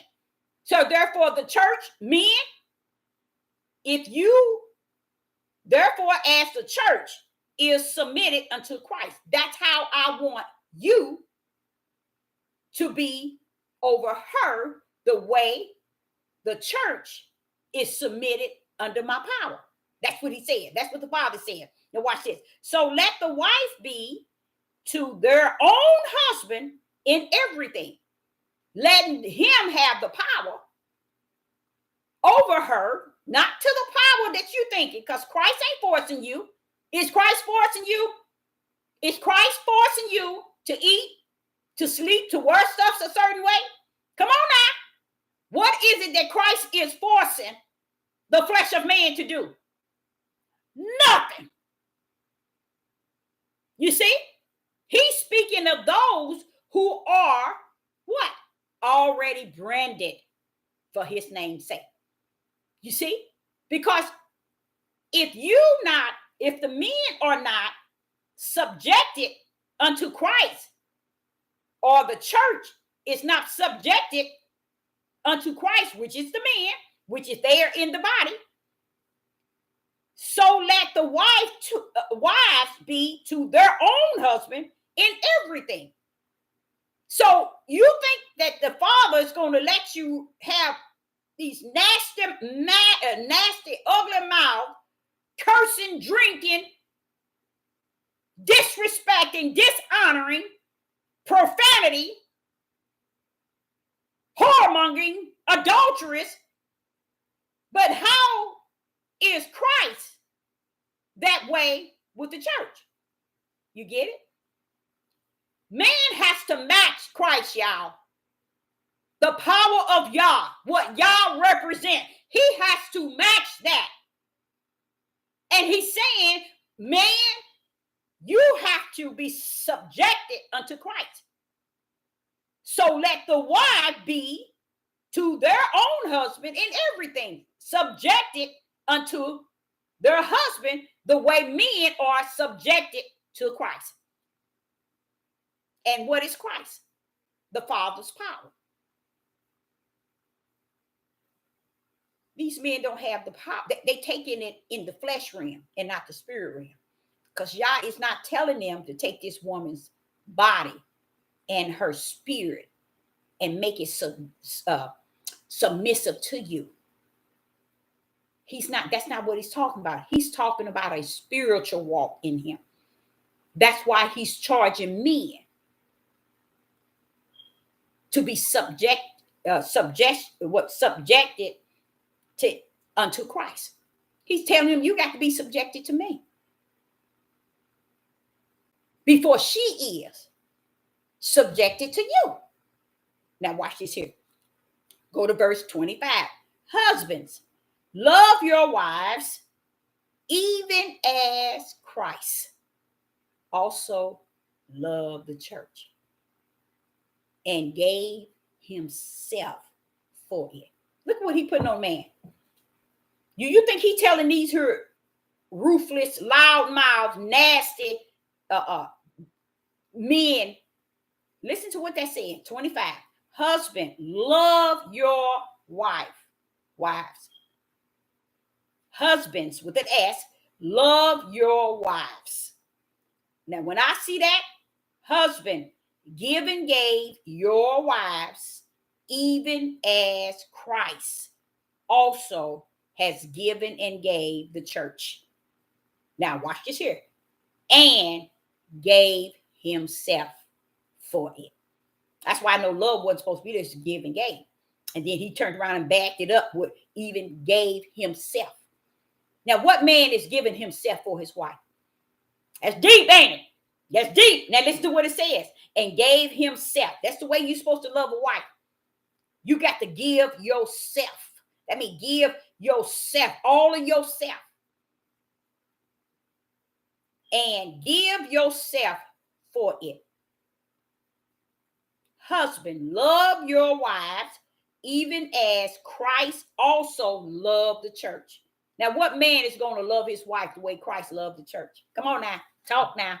You see what I'm saying? Come on now, y'all. To the point of what, Father? To the point of what? He gave himself for it. He gave himself for it. Now, what man is going to do that? Especially in this midnight hour. Nowhere near it. The mindset is nowhere near what this is saying. Because they don't understand Genesis chapter 1. It was a spiritual thing. Do as to others as you would want to be done unto thee. That means don't put someone in an area of life that makes you feel like you somebody and nobody. Because you wouldn't want nobody to make you look like you nobody. Because they think they somebody. They don't get that. They don't get that. They think that what he's saying is to treat them like trash, like dogs, like cattle, sell them, tell them, rule them. No, that's not what he's saying. Because how you going to love your wife the way Christ gave the church? How you going to do that? How can a man love his wife like Christ? Come on now, y'all. They can't. Unless they were sunk down here, already branded for his name's sake. That's why he's speaking even to those who, say for instance, someone marries someone, they say, who Yah has joined together, let no man put you under. He's talking what I have put together from heaven. I ain't talking about on earth, y'all. See, that's what he's telling them. He's telling them that they too ignorant to see that because they never knew the power of what he said. Even the gospel was the power. Yeshua came down preaching the gospel, which is the power of the Most High Yah. They still don't know that today. It's about them being Hebrew Israelites. I have never seen such ignorant people on the face of the earth as the Hebrew Israelites in the tribe of Judah. They think this what's going on in the earth is all about them and them only. Oh, we the people, we the children, we the Hebrew Israelites, we the true Jews. Baby, before you was, he is. Well, what are you talking about? They don't think. That's why they don't want to worship him, y'all. They don't want to give him glory and honor. And you know what? I'm gonna tell the truth. This is why from Genesis all the way to Revelation, he been calling these people rebellion, stiff-necked, and disobedient. He been calling them all kind of things. Not calling them all kind of things, but he been saying how wicked and evil these people been. All this time. And you think he's going to give you women so you can have your pleasure in the flesh on earth. Yeah, he's going to let you do that. But you ain't gaining nothing in the heaven because you ain't representing him. You haven't submit yourself to Christ. See, a man that submits himself to Christ, it says in verse 24, therefore, as the church is subject unto Christ, so let the wives be to their own husband in everything. 25, husband, love your wives, even as Christ also. But I say give and gave the church. How you gonna do that? How you gonna do that? How are you gonna match what this is? It's easy for a woman to submit herself to her husband, but how hard is it for a husband to give and gave your wives, even as Christ also give and gave the church, which is you? How you gonna match that? How you going to conduct yourself the way Christ conducted herself to the church? How you gonna do that? You guys, it require a spiritual walk of righteous belief, faith, and fear branded in you for his name's sake. You see what I'm saying? And this is probably why you didn't see the disciples, them talking, and you didn't see them connecting with everything else outside of Yah. Because they what? Their whole life was about Yah.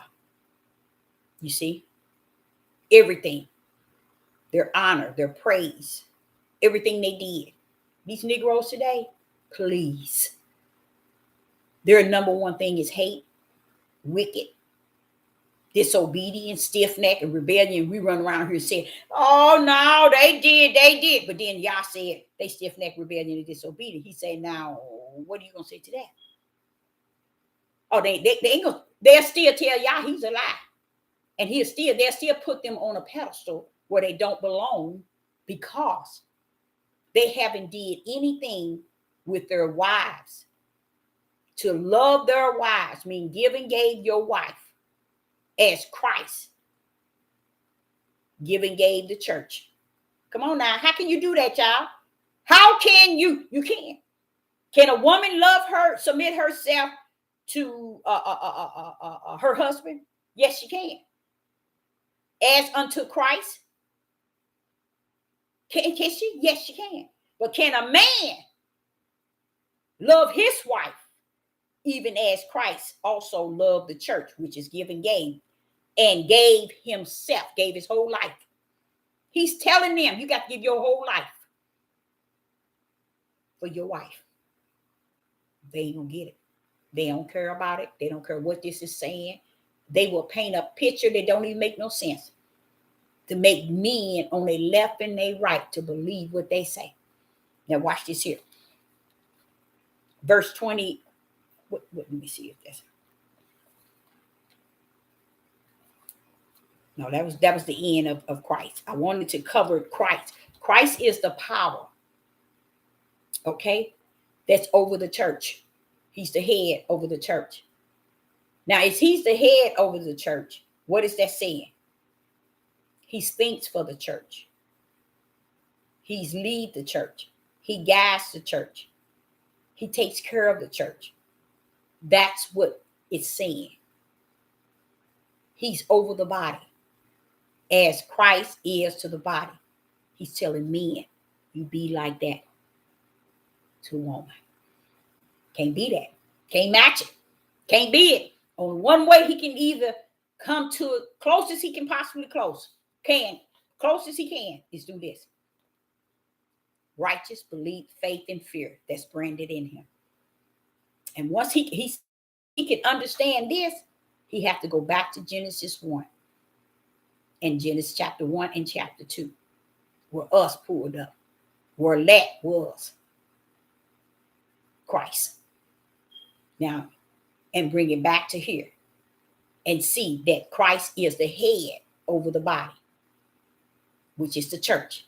So what is he saying when he's saying, man, you're a head over woman as Christ over the church?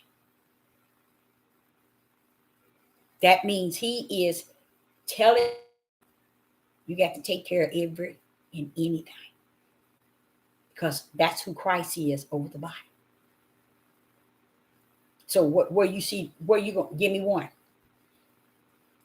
Now one of you can give me not just one. That's like that. That's why you have to come in being one that he has joined together. It can't be a woman here, and a woman here, and a woman here, or else he would never meet that obligation. Man cannot meet that obligation because that obligation said to a wife, her own husband, submitting themselves one to another, her own husband. This is what he is to be to. They cut all that out. They won't dare tell y'all that, because then it'll be too much. Now, this is what they're doing today. Okay, that's Paul. We don't agree with that. That's Paul talking. Find out where it is. Oh, it's a letter. Is it a letter? Oh, yeah, it's an epistle of Paul. So, nope, that's not what he's saying. Now, see, I've said this here to you all. Go back and you look at it, and it'll make so much sense. You'll say, wait a minute. So, if Hamashiach is over the church, that means Yah's power is over the church. He's telling you a man, a woman have to submit to her husband, which is the head, that's over her. You see? He's over her. How is he over her? By it saying, telling you right here, matching him being the church and Christ is over him. He ain't gonna be able to match up. He won't be able to match up. So how in the rats behind is you her head when you can't match up with being him being your head? It's too hard to do. That's why he wants you to understand this is a spiritual thing. You got to, and that's where he did it right here at 21. Submitting yourselves one to another in the fear of Yah. What is that fear like?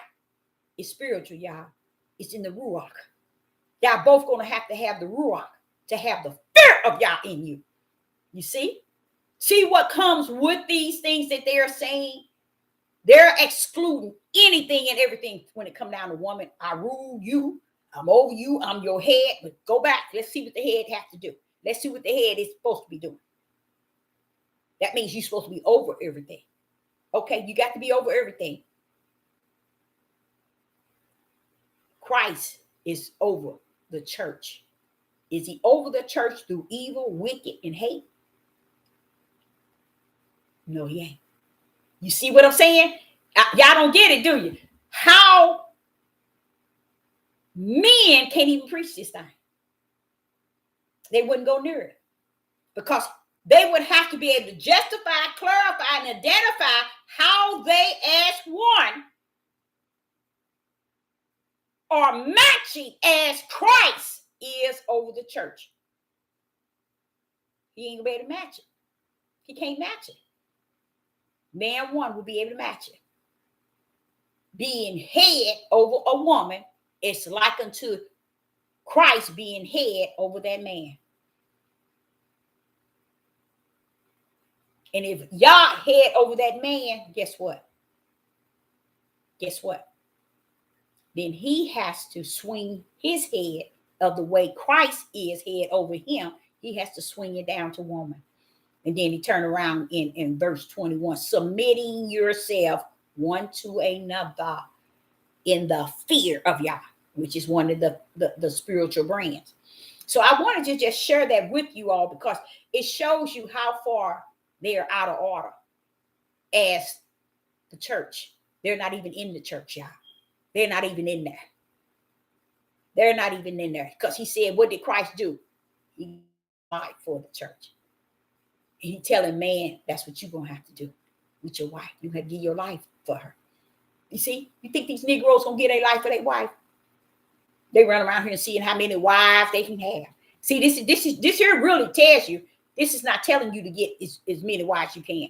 It's not even telling you can have more than one. It's telling you her own. How can it be her own if other women own you too? How can it be her own husband if other women are also living and sharing this husband? So when I look at this, I have to pull up and I have to say, well, does this make any sense? It doesn't make any sense because it says here in Ephesians chapter 5 and verse 21, submitting yourselves one to another in the fear of God. What's all that about? And what the fear has to be in it for?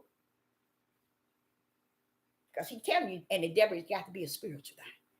This submitting to each other, it's got to be spiritual. That's what he's talking about, y'all. He ain't taking themselves to each other in the flesh. He's letting them know this whole thing is spiritual. But they messed up. And it's okay. Because if you're born of the flesh, you ain't going to see this to be a spiritual mission or the spiritual will of the right hand of the Father, because Christ is up in here. Let me show you. Christ is the power. Romans chapter 1. In Romans chapter 1. And see, the power is us in Genesis that formed the earth. See, they don't know nothing about all that. Romans chapter 1 and verse 16. And this is Paul. And it says, for I am not ashamed of the gospel of, there go Christ. You see, Romans chapter 1, verse 16. For I am not ashamed of the gospel of Christ. There I go again. Watch this here. For it is. Now, what is it? For it is. For what? It is the power of Yah until salvation to everyone that believes. See, there go that believe. Didn't I tell you? Only to those who believe. That's a brand that Yah brand in his. Okay? To the Jews first and also to the Greeks. See, Paul is telling you that. Let me do that again. Let me see. In Matthew's 24. Look at Matthew's 24. In Matthew's 24, in verse what? 14. Matthew 24 and verse 14, where Yeshua is telling them what is about to take place. But watch this here. Yeshua was telling them, verse what? Matthew's chapter 24. And no, I got the wrong one again. And 14. Listen to what he says. And this gospel of the kingdom shall be preached in all the world for a witness unto all nations. A gospel being preached. Witness. The power is going to be witness. The power of the gospel is going to be a witness. You're going to see it. Unto all the nations. And then shall the end come.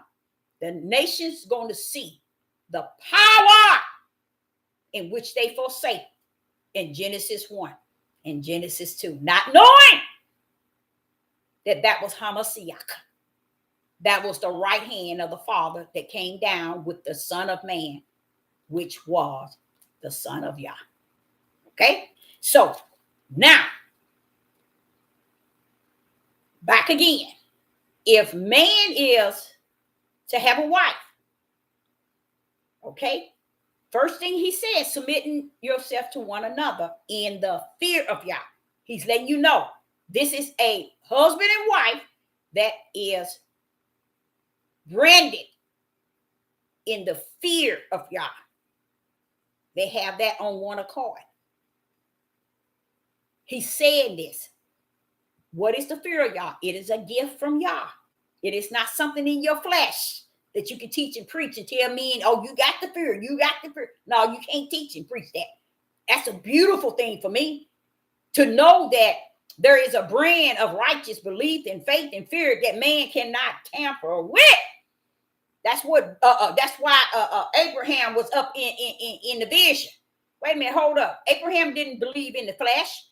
He believed when he first gripped righteous, and he didn't grip righteous. Y'all told him you already counted in, bro, for righteousness.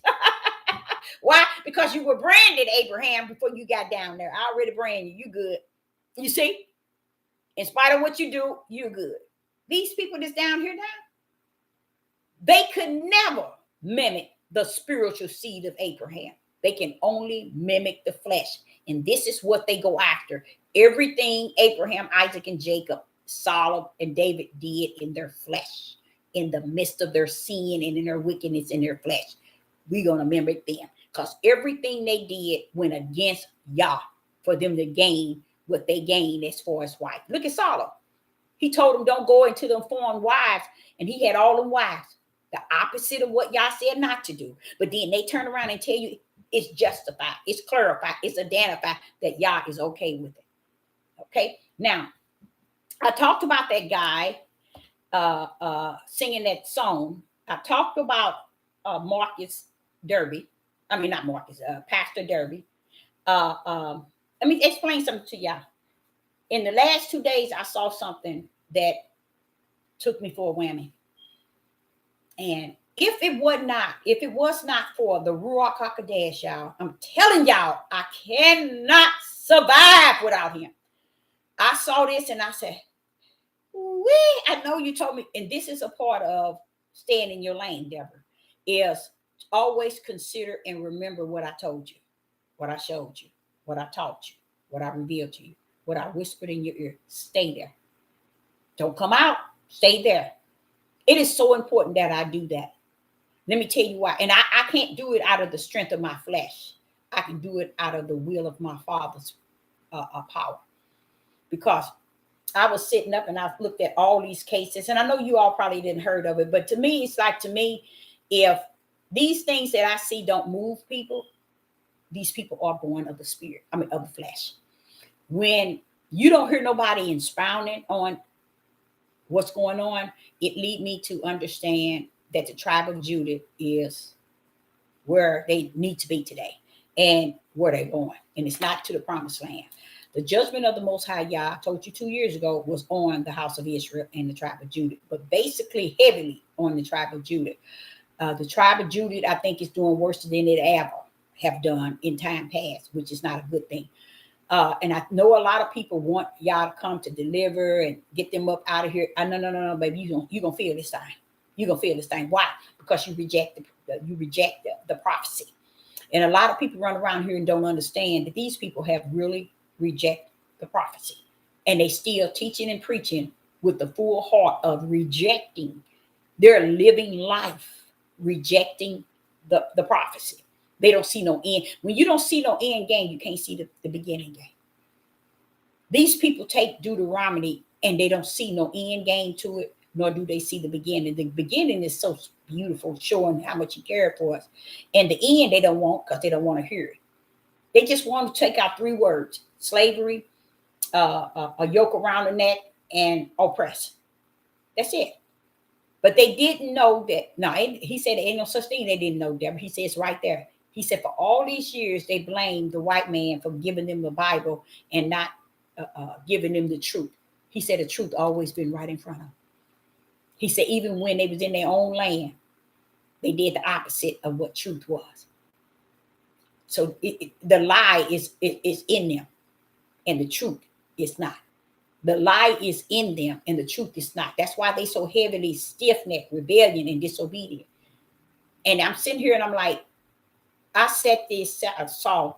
I can't say if it was 10 young men. This was a video on YouTube, and they doing it all over the place, y'all.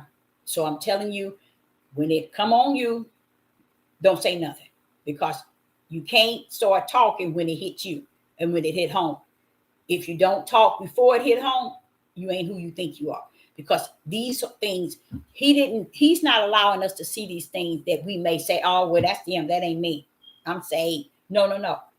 We are supposed to stand on the mountain and proclaim to the house of Israel and the tribe of Judah their sins and their iniquity. Instead, we sitting here trying to pamper these men so we could have our evil and wicked fed off to them in camps and in academies and in church forms and in these how would I say, these different cults, because that's what they are, to be honest. That's all it is. But what happened was, and I said now 99.9 of our tribe of Judah women won't even look at this and see this to be anything. Just like this man singing this song, they wouldn't even look at it and see it to be anything, because they're sitting back waiting for a man to tell them what to stand for. Yah is the creator of the body. He is the body, which is his right hand power. He has the body of Christ. When he ushered those gifts down, he said he gave gifts according to his will. Do you think he checked with the flesh of man to give his gift to those that's in the body? No, he didn't. So if he poured out gifts, because he is the head, the power, and he gave you gifts, that's what you should be working in right now. Not in the gifts of the flesh of men and the ways of the men that tells you. Now watch this. I sat and viewed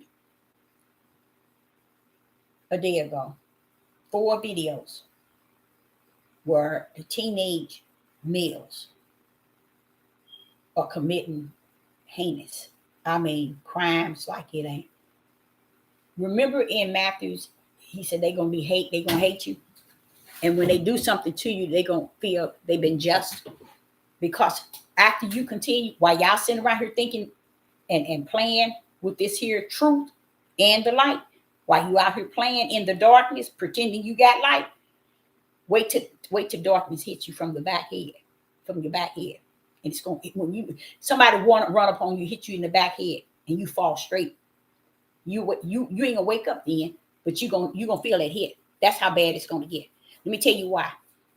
I sat back and I saw 4 videos of black men, black teenagers doing crime. And the young teenagers, I videoed it. And I said, no, I'm not going to show this to nobody on YouTube. Because the Spirit says, Deborah, don't waste your time. They see it like you see it. They just don't see nothing wrong with it. I'm like, oh, Father. But the thing about me seeing it is the fact of knowing that the Father is suffering me to see it so I could see what is actually taking place. And no, I don't have to listen to someone lie and cover it up. That's why when this man made this song, I knew exactly what he was saying. And don't get me wrong. What he was saying, I knew exactly what he was saying. He wasn't sending no message to no white people. He was sending the message to the black people. That's what that was about. Now, had he put the truth of the matter and really show those black people what they were doing, they are Chicago, Cleveland, New Jersey, they going into stores, tearing it up. Your black people said they the true Jews. And then you have the audacity to stand on these devil platforms and say, we the people, we the true Jews, we the children. How dare you be anything and have not been out on the house who you really are? Because you're in a hole somewhere you done dug and built, don't mean y'all ain't seeing you no different than they are. That's why the same spirit where you at is where they at. Same spirit.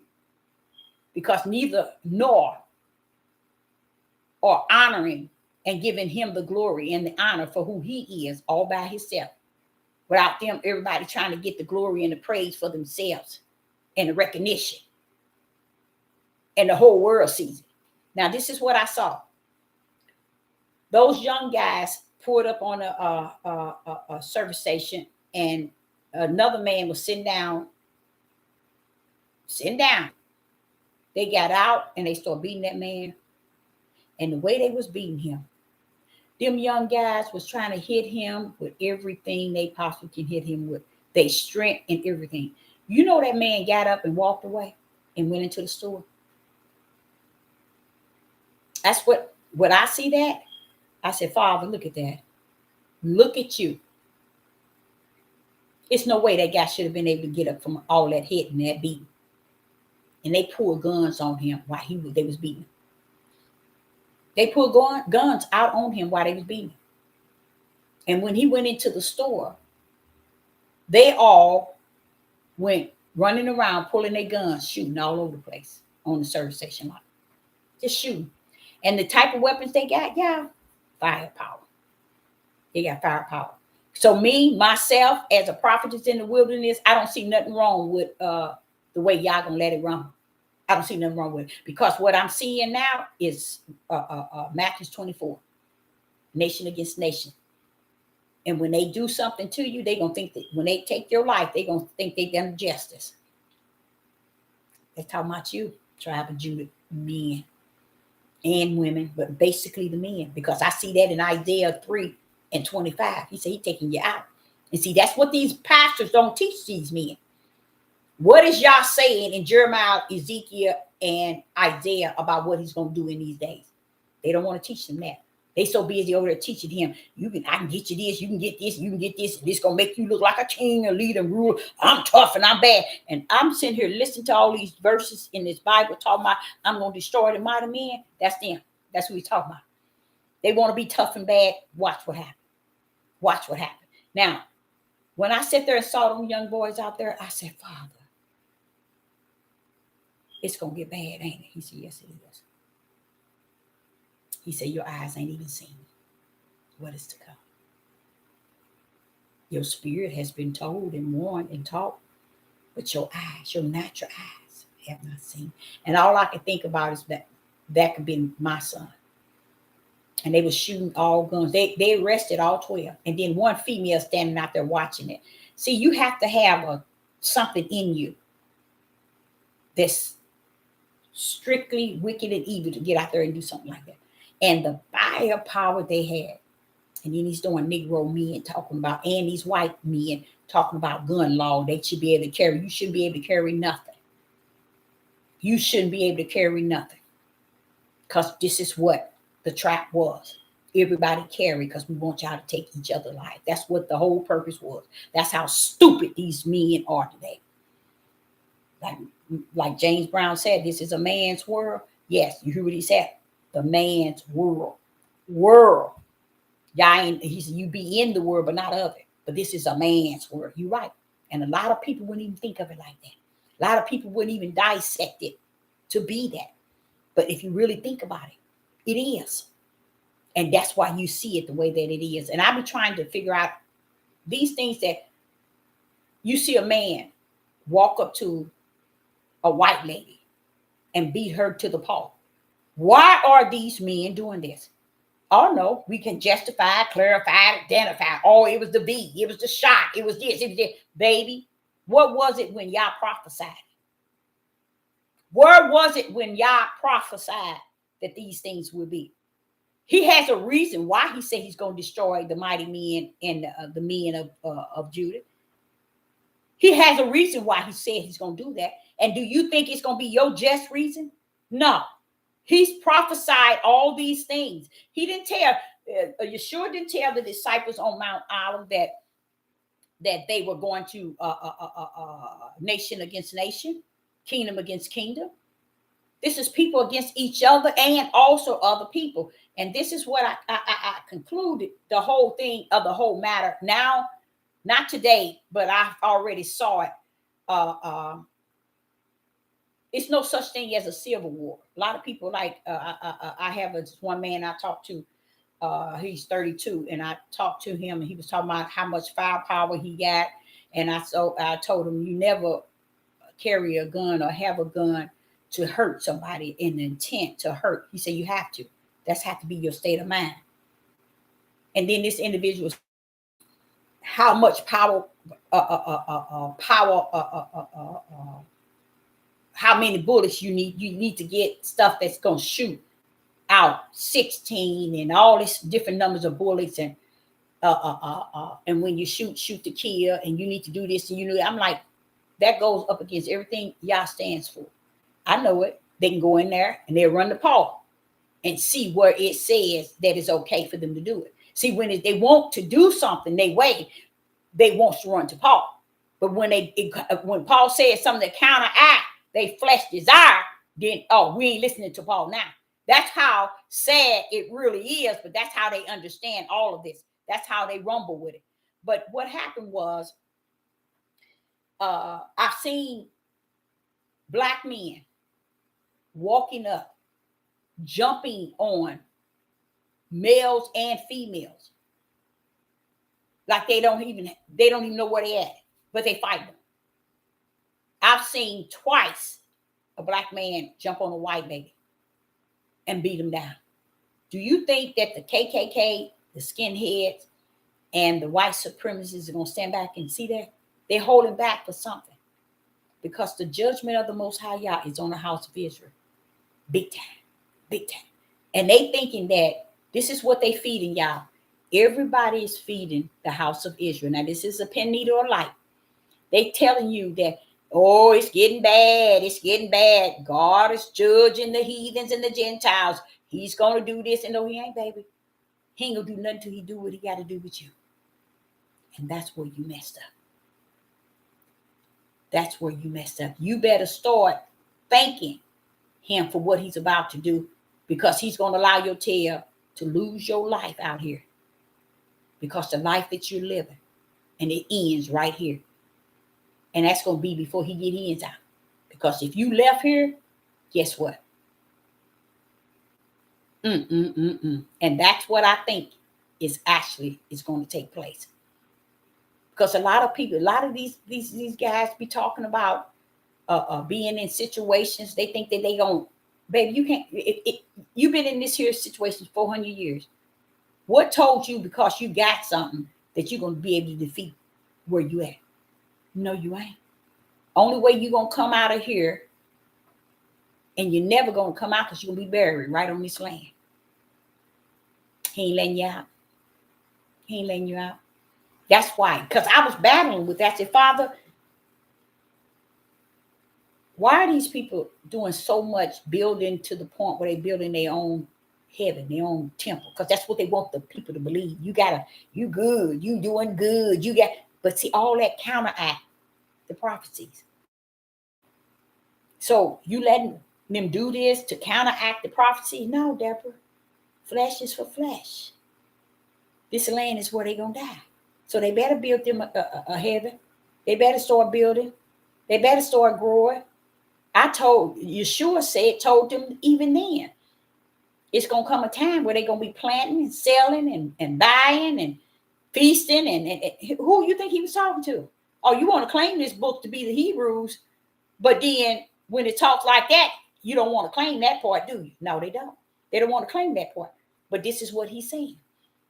And Yeshua then gave it, the 4 examples are in all Matthew, Luke, Mark, John, but they don't pay no attention to that. They ain't listen to that. They as a stiff neck and rebellion and disobedient as he said that they are.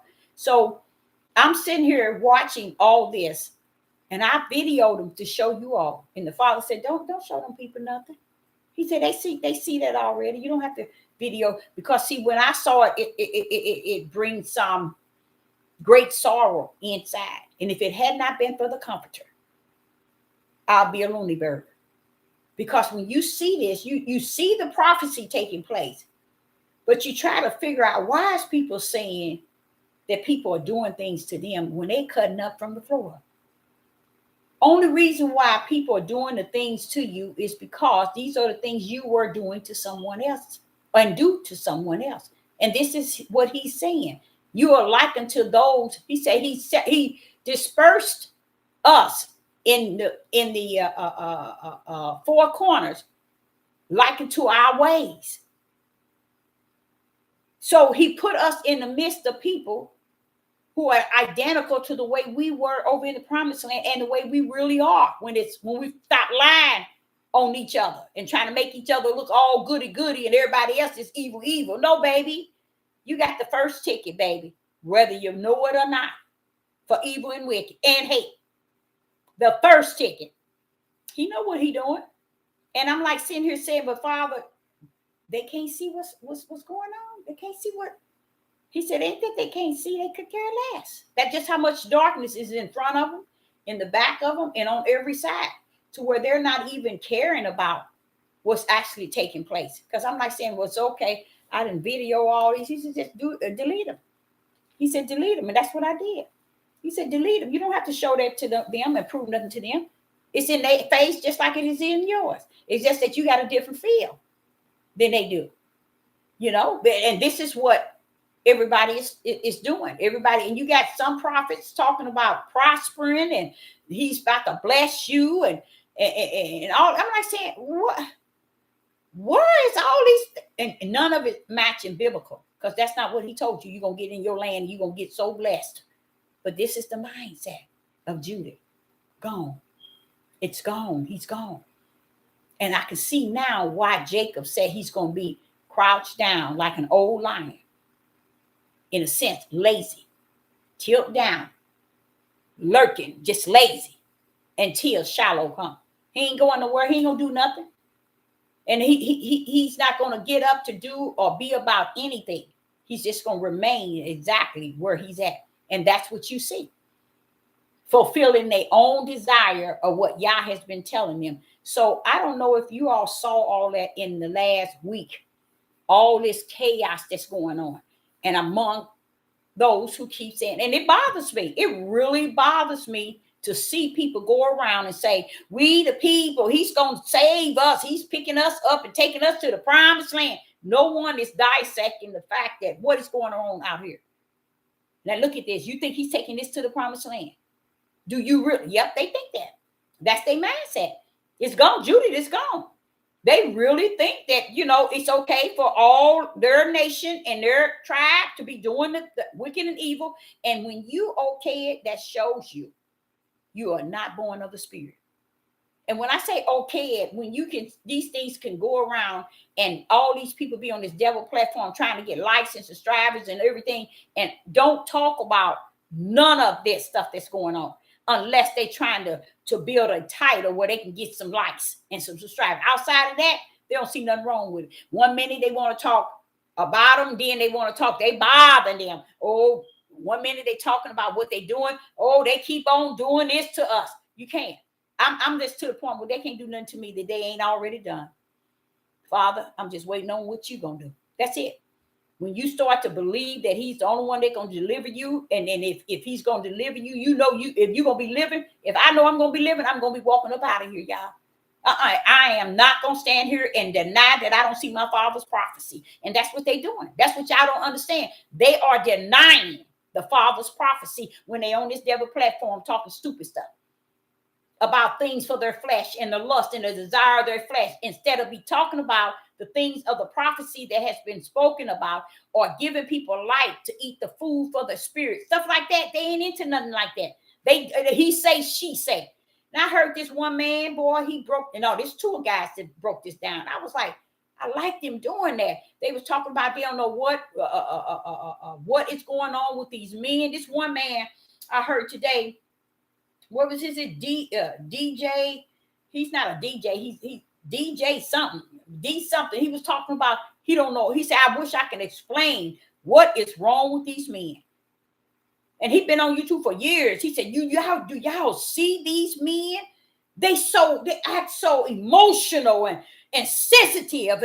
And he went on and talking about, he ran up on a video of this man on Facebook or TikTok talking about, he went on a date and the date stood him up and how hurt he was and how emotional he was. And I went and bought flowers and only had known her 2 weeks.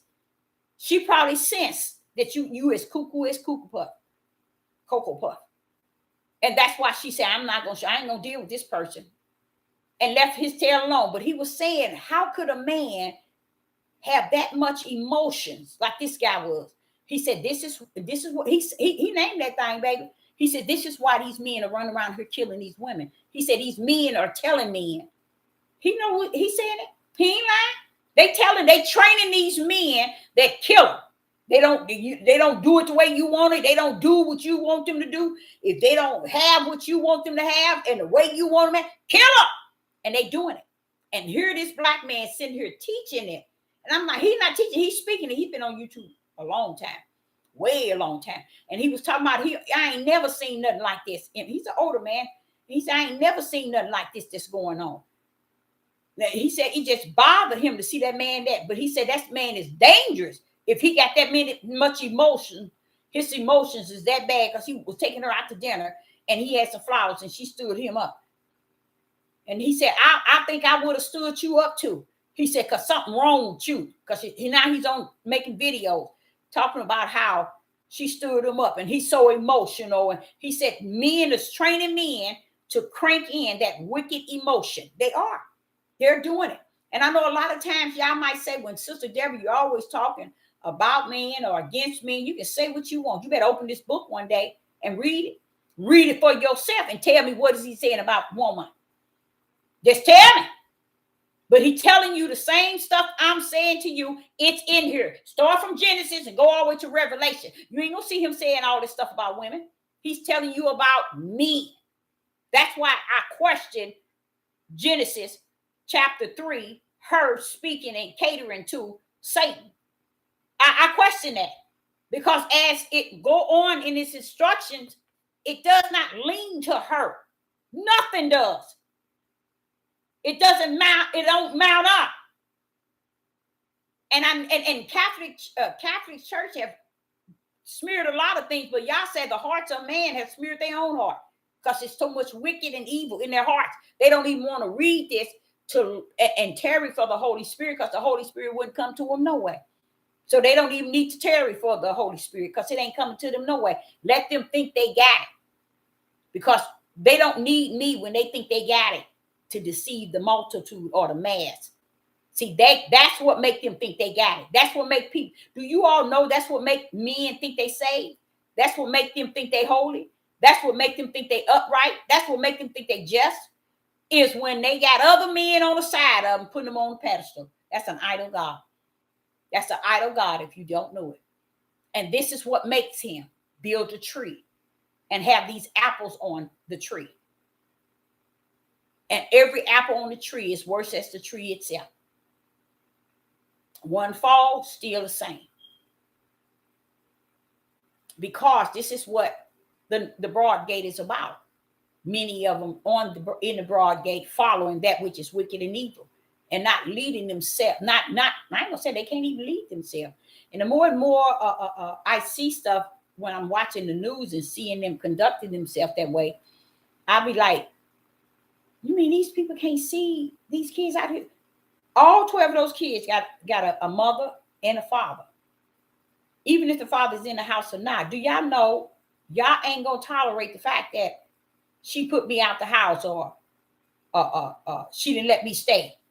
Women, all this thing about welfare and all of this, let me tell you something.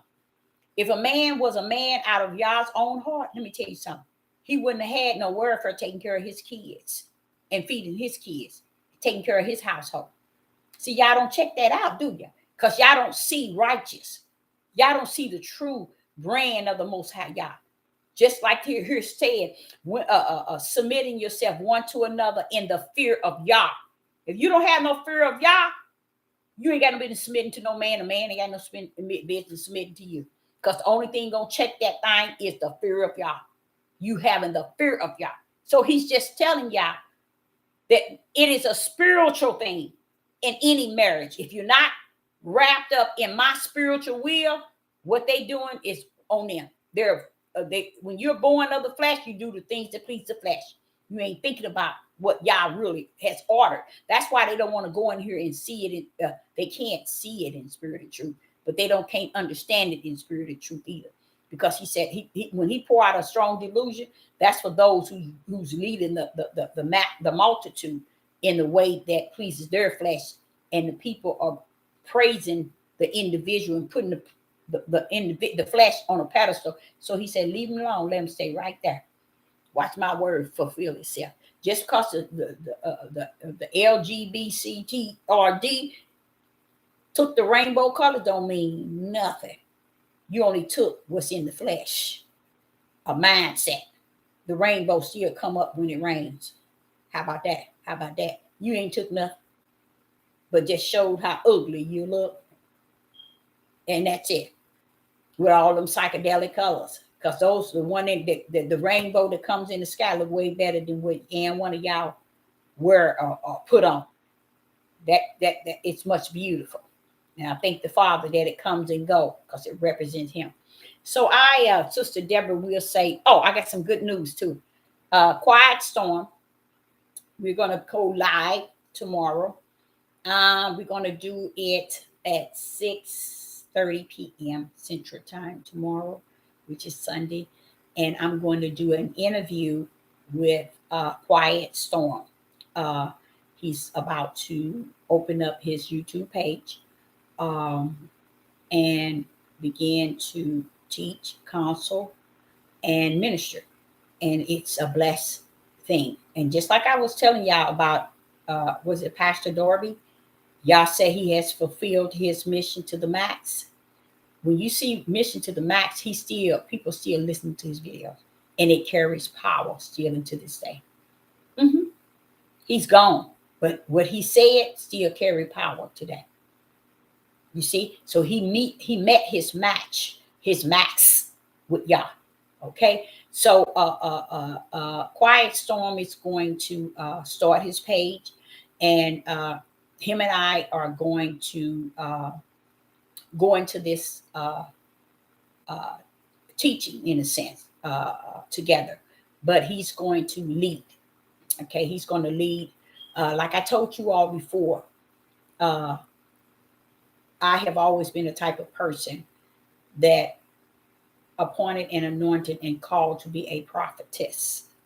I'm a pen needle in the body of Hamashiach.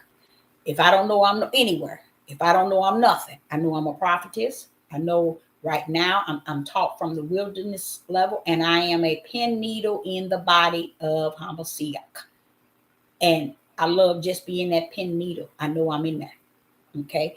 Uh, uh, Therefore, my calling is a prophetess in the wilderness. His calling is to deal with counseling and ministering. Okay, a different form. It's something strange about a quiet storm, um, and it's really strange because when he was 6 months, the Spirit of the Most High came to me, and he said, "This one you should never know." And I still live on that. Having 6 kids, and the Spirit of the Most High came to me and said, "This one, Joseph, you shall never know."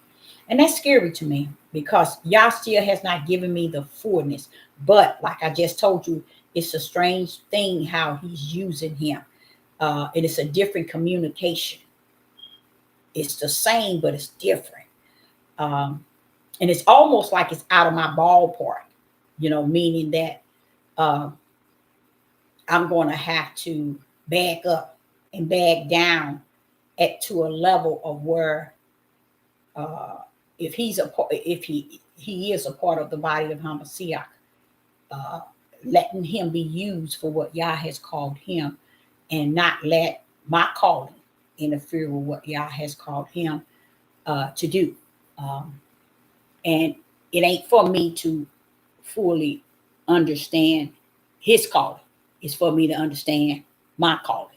So he's going to be opening up a page, and we're going to be uh, on there, and he's going to talk about a lot of topics. But tomorrow, let me tell you all, this is going to be a treat. He's coming live. We're going to be going live at 6:30 p.m. Central Time tomorrow, and you can get a chance to meet him, and then he's going to also talk about uh, uh, his upcoming posts as far as uh, his YouTube page, and where he's going to. I guess he's going to tell you all what he needs to say, whatever Yah gives him to say. And I think that's the part that I say that's strange. Remember, I just said it at the beginning. It's strange, but really, it's not strange. It's exactly what Yah told me. You will never know him, and that's just the reason why. Is I know my children really well. I know them back and front hand, like the back and front. But this one here, I don't know him. And I always wanted the Father to really give me a closure on that. And I don't even think he is. I don't think he's going to ever give it to me. Because just like he said when he was 6 months, you will never know him. Mm-hmm. As if his mission was to come and go. And my calling will never be able to pinpoint him. Ain't that deep? That's deep for me, y'all. So Sister Deborah, he's going to be on tomorrow at, wait a minute. Did he say he going live? Did he want me to go live? Not be going live. I'm going to upload it. We might not be going live. I think we're going to do it. I'm going to upload it. That's what we're going to do. I'm going to upload the video. We're going to film the video, and he's going to, I'm going to upload it. But that's what it is. We weren't going live. I forgot. He said no. He said because he really didn't want me to upload it tomorrow. He wanted me to upload it after he do his his first 6 videos. But I'm going to tell him I'm going to upload it just so you all can look forward to tuning in. He's going to have his own page, and I'm going to be on his page. And we're going to do this thing. We're going to do it. And let me tell y'all what I'm saying, what I mean by this. And I want y'all to have the right heart to understand this. I just spoke to you all about the body of Hamashiach. Okay? The Hamashiach being the head. That means the power to control the body. The body is the church. You see, if we don't know who the head is and where the head exists and where the head was and where the head is going, then we just out there. And these are things we should know by now, y'all. We sit and talk about how the heathen took this from us, the heathen did this, the heathen did this, they didn't done this to us, they didn't took this, they didn't done it. When it all said and done, everything is clearly seen, the Father says. What are we doing after we didn't got what we have gotten? And we said we awakened or we have awoken. What have we done lately? Or what are we doing? Where are you in the body of Hamashiach? So honestly, we are there, y'all. We shouldn't be doing nothing. I'm gonna tell you the truth of the matter. We shouldn't be doing nothing but worshiping, ministering to people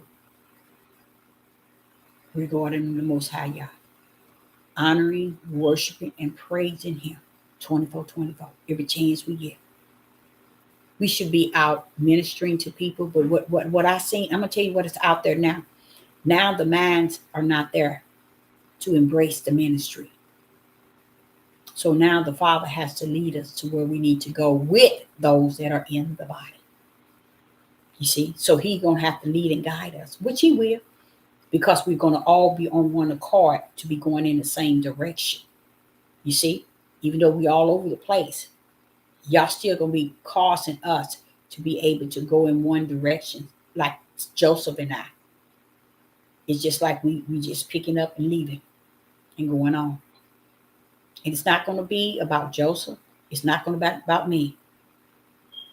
It's going to be about the Most High Yah.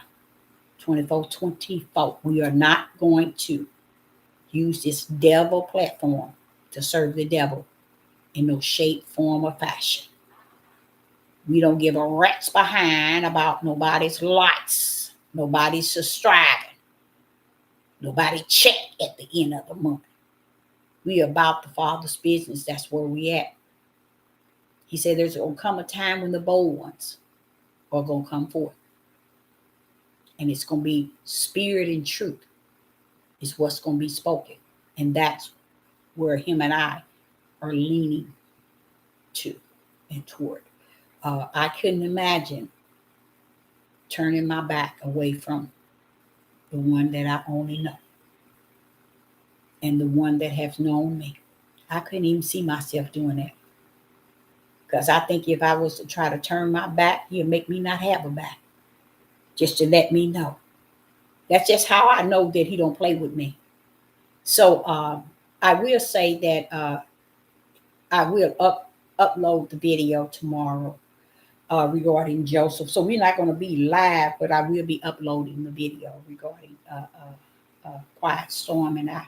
And I don't know what he's going to title his video, but we will be bringing information tomorrow when I upload him and I, because it's going to be like me interviewing him, asking him questions, and he's pretty much pouring out his whole intent and his whole idea to do, and it's different, but yet it's a strange different, yeah. It's a strange, and it's not a bad thing. It's a good strange. It's like, yeah, he's doing something. You see what I'm saying? He's doing something, and you can't pinpoint. Wait a minute, what's going on? You know something there. I think I'm gonna be more excited to just hear him and hear what he has to say and hear what Yah has to say out of him, and excited to know what Yah has planned for him, for his servant, because Joseph coming out brings me right back what I was telling you all. That's where we at today. Those that are in the body, they're gonna start pulling up, coming together. I mean, and you all, if you're not a part of that, that's on you.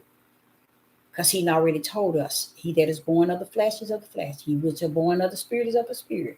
So I believe that Joseph coming in with me is a form of Yah, mighty right hand, or I coming in with him is a form of mighty hand saying, okay, come on, let's go. Let's go. I mean, like getting out of here, y'all. I'm gonna be honest with you. I think that's what a lot of this is going to lead to. I really do. Come on, let's go. Time to go. Yes, it's time to get up and go. And I think everyone that belongs to Yah has already been marked in the head, because I know they marked in the spirit. So I believe that they already got that mark in the head. The angels have already marked them, because all these strange weather with the trees.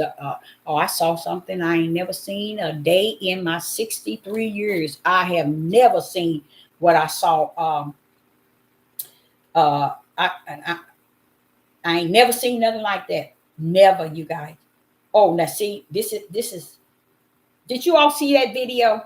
Did you? Let me see what time it is. Okay, let me show you. No, that ain't it. Uh,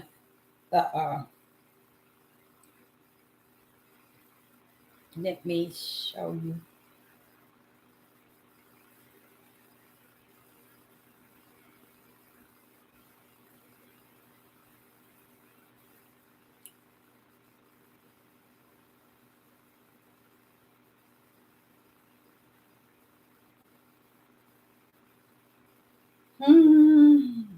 Where is it at?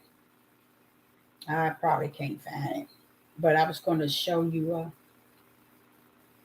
But yes, we will. I will upload that video so that you all can see tomorrow. Uh, we'll be on here tomorrow for Quiet Storm interview, so that we can uh,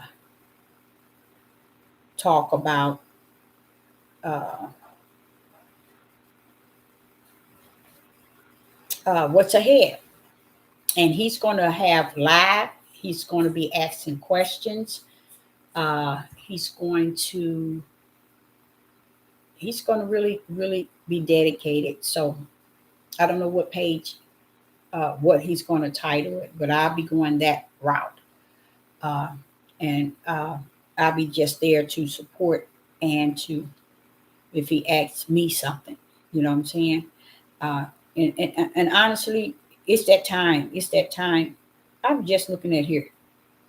Oh my goodness, what today is? Sunday. My son Raymond is calling. So let me show y'all a picture of my daughter. Here she is. Uh,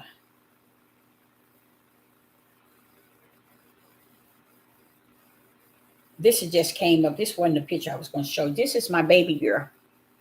Wait a minute. I don't know if you all can see her.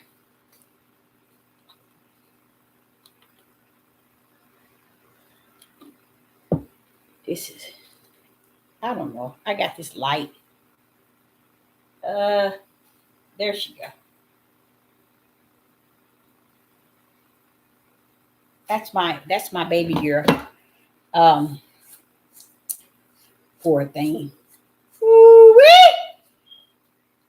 Sister Deborah will be back. Ooh, but you know what? I just thank the Father. Just when I say ooh, I just thank the Father. I just thank Him, because everything been orchestrated by Him. So it's not a time to, let's say, I'll be back tomorrow. We're gonna have an interview with Quiet Storm, and I think you are gonna like it. You're gonna enjoy hearing what he has to say, and he's just gonna say some things that's gonna be important. And it's gonna be his, like I say, his own. He's gonna start his own page, and I'm going to support him in what the Father is calling him to do, and be in him. Uh, when he called me up and he said some things, I was like,